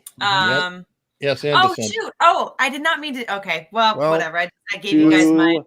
What's done is done. Oh well. That's what I received. That's what I received. So Legal Bites gets no points that round. As you can see, because of the 3 plus 6, that's plus 9. We see some pretty big changes. So Legal Mindset still in the lead at 15. How did I lose a point? You didn't lose a point. You should be. You didn't gain. Never mind. Before. You just didn't gain. You just yeah. You didn't gain anything. No, Legal Mindset is at 15. Andy's at 14. Eric Hunley at 13. And Legal Bites is at 11. So now it's anyone's game to play. Mm-hmm. So hey, this is working out pretty well so far. Okay. Kind of. Okay. Yeah. So okay. Andy, what were you going to say about the last Airbender when we went to see it? And when I just bust out laughing when you saw like the Water Princess's hairdo, her atrocious hairstyle. Does anyone know what I'm talking about? Anyone in the I know what you're talking about. I know what you're talking about. Anyone who gets 16, by the way, has already won the game. What I'm looking at. Uh-oh. We need to keep. So if Andrew gets 1, he's done. I'm just saying. I'm looking at the score, and I think the maximum possible, judging from what I'm seeing, is 16 for anyone. So no, there's still 2 rounds 16. To play left, so that would be plus 5. 3. That's oh, 16. It's because of the dissent card. No, there's no more dissent cards. So there's no more dissent card, but there's 2 rounds left. So there's Legal Mindset could get 2 plus 1 would be 3, so there's 18 possible. How could she get? She has 2 or 3 according to I was talking about. Apologize. You're talking about someone else. Yes. So yeah, Legal Bites has 2 or 3, so she has a maximum of 16. Everybody has a maximum of 6. Nope. Some could get more. No, what I'm saying is if Andrew gets or Andy can get 17. Yeah, actually you can get 18. I can get 18. Andy can get. It's 17. still technically possible for Legal Bites to win, I think. Yeah, like I can just take your guys' points, I guess. I don't. Yeah, all you have to do is be in the majority and make sure Legal Mindset isn't, and you might. I think Legal Bites and I are screwed. Probably. I'm just looking at the numbers here. Probably. Someone needs to Tanya Harding Andrew's knees. Nice. No. We're maxed at 16. Even if we play it all right, we're at 16. Oh my god. All right. Well, let's do the last 2 rounds. What's all the right. next card? All right. Proposition is avocados are overrated. I would agree. Okay. Hold on. I love avocados. This is a fake argument coming from the queen of basic over here with her lattes, her Ugg boots. I mean, her Starbucks. Gosh. The pumpkin spice lattes. I see you over there. The thing is, don't get me wrong, I love avocados. I love them. I really do.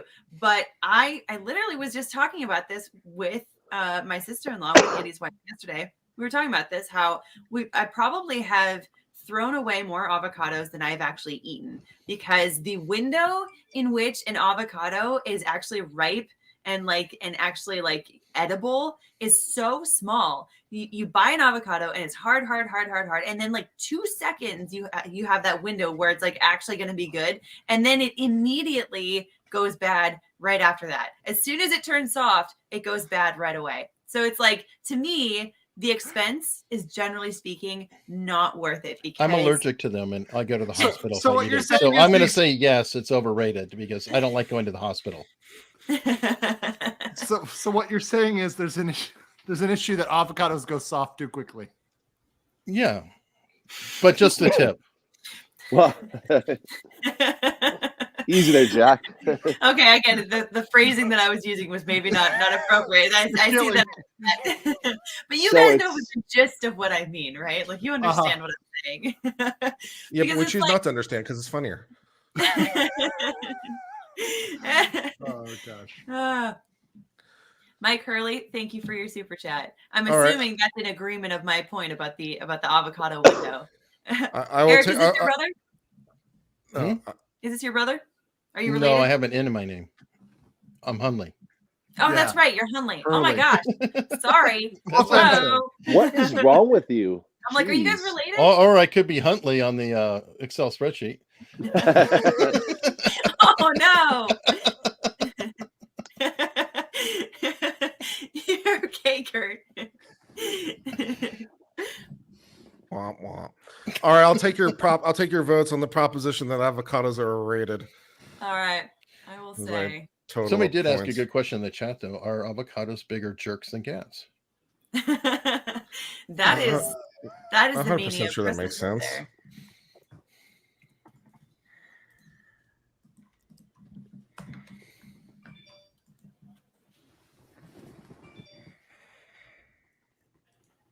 The Twitter bell. I love that everybody's silently just here.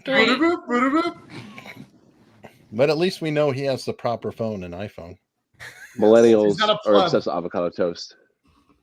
So yeah, I think that's. Mike Hurley said that he meant to say that he agrees, even though he's allergic. So maybe you guys are actually. Just distantly. There you go. Yeah, you're both allergic.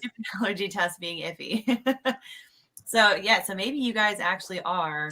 Well, there's also the problem, that one of you guys is spelling your last name wrong. The cartels are using avocados for profiteering, right? Over drugs. Heard about that one. I'm not kidding. That what? The cartels. When you're buying avocados, you're helping the cartels in Mexico. Really? They're avocados from Mexico. Because especially weed, the numbers are way down. So basically, they bring in avocados and fentanyl. And fentanyl is coming from China, which is a weird situation because everyone's dying from fentanyl. And usually you don't sell something to a customer who's going to die.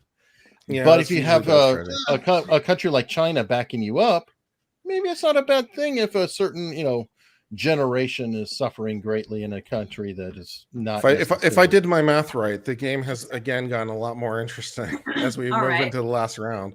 Okay. So the I agree proposition was the winner. Legal Mindset with the disagree with 1 point.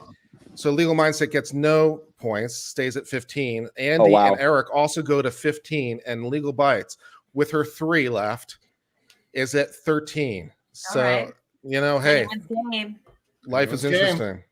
It's really unlikely I can pull it out though. Most I can get is 16, same as Alita.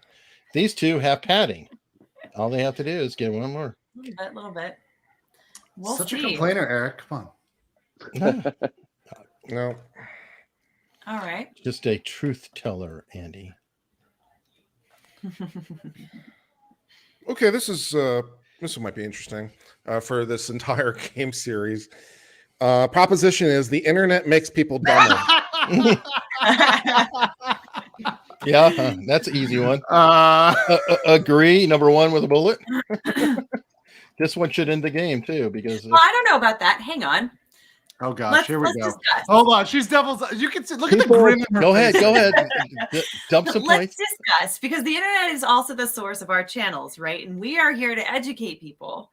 So without the internet, you wouldn't have people actually learning about things like the true facts of the Kyle Rittenhouse trial.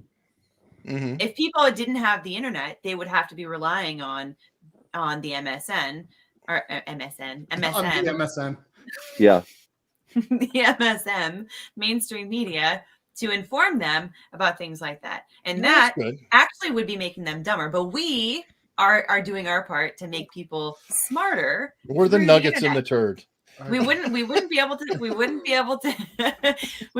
able to do that without the internet. So the internet is also making people smarter at the same time. No, I'm going to say that smart people are managing to find decent things even in a pile of garbage. It's like dumpster diving. There's going to be some things in there that somebody threw away that might have some quality, but most of it is sodden garbage that you don't want to take home. And you probably still want to bathe after you do it. So I'm just going to go with a dumpster analogy on the internet for the most part. Yeah, you can get great things out of it, but you got to sift a little. I think the internet has successfully disrupted the universities in a lot of ways, and I think it's successfully disrupted the corporate press. So that's kind of like where my head's at right now. I really think that there's a lot of really great things coming out of the internet, really great sources of knowledge. I think I've seen a lot of really good content come out on YouTube. It's being suppressed every time you turn around, and you're never really sure. But that doesn't mean it's still not out there, So just because like YouTube is suppressing it doesn't mean that there's stuff elsewhere that you can come across and find. So I don't know. I actually think the internet makes people smarter. I think that's where I'm voting. Yeah, I'm on the dumber side. This is a definite dumber situation. I mean, just look at it. Look at TikTok, man. This is the evolution. We're going to TikTok is on the actually TikTok is like the perfect distillation of where all social networking and it all ends with TikTok. It's gonna be a 2-second video, then it's gonna be a flash, then it's gonna be in the metaverse. It's just all going downhill from here, baby. I doubt it. Take your shot. Take your all swing. Right, so everybody vote. Everybody vote. Okay, so all what right, is the proposition again? The proposition is the internet is making everyone dumber. Okay. All right. So let's, for last time, take a vote and yeah. The drama. Dun, dun, dun. Doesn't really matter. I think this is Andrew's game. I didn't say that. Well, I don't know. It depends. It depends. Oh, what's going to happen on a tie? Because I can see this theory. tying. I don't know. I'll just Take pick your someone random swing. that pleases me. I don't know. Oh, okay, that works. So if it's a tie, the lowest score wins. Yes, we'll play Heads I golf. win, tails you lose.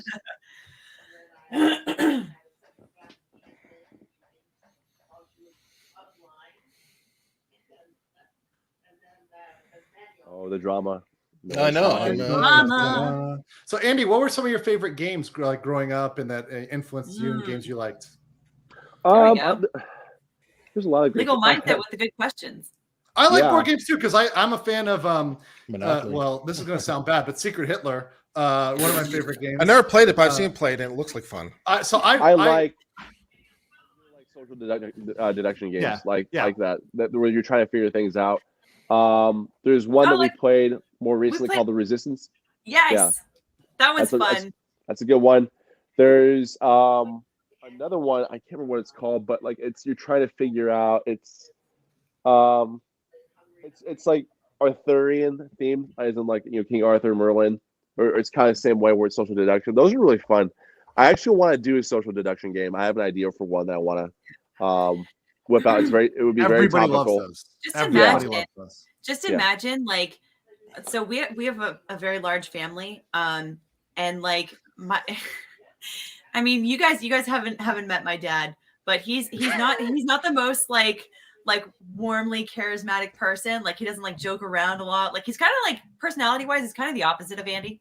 All right, I think I've got the final just results. Just imagine him like accusing other people in the family of being a spy and like just like violently accusing people of it. It's great. It's great on Christmas Eve, no less. By the way, Andrew, I was just thinking that you did have the haircut for the game for a bit. Oh no! I knew it. I was walking into that one when I said it. I was walking into that when I said it. It should be Secret FBI.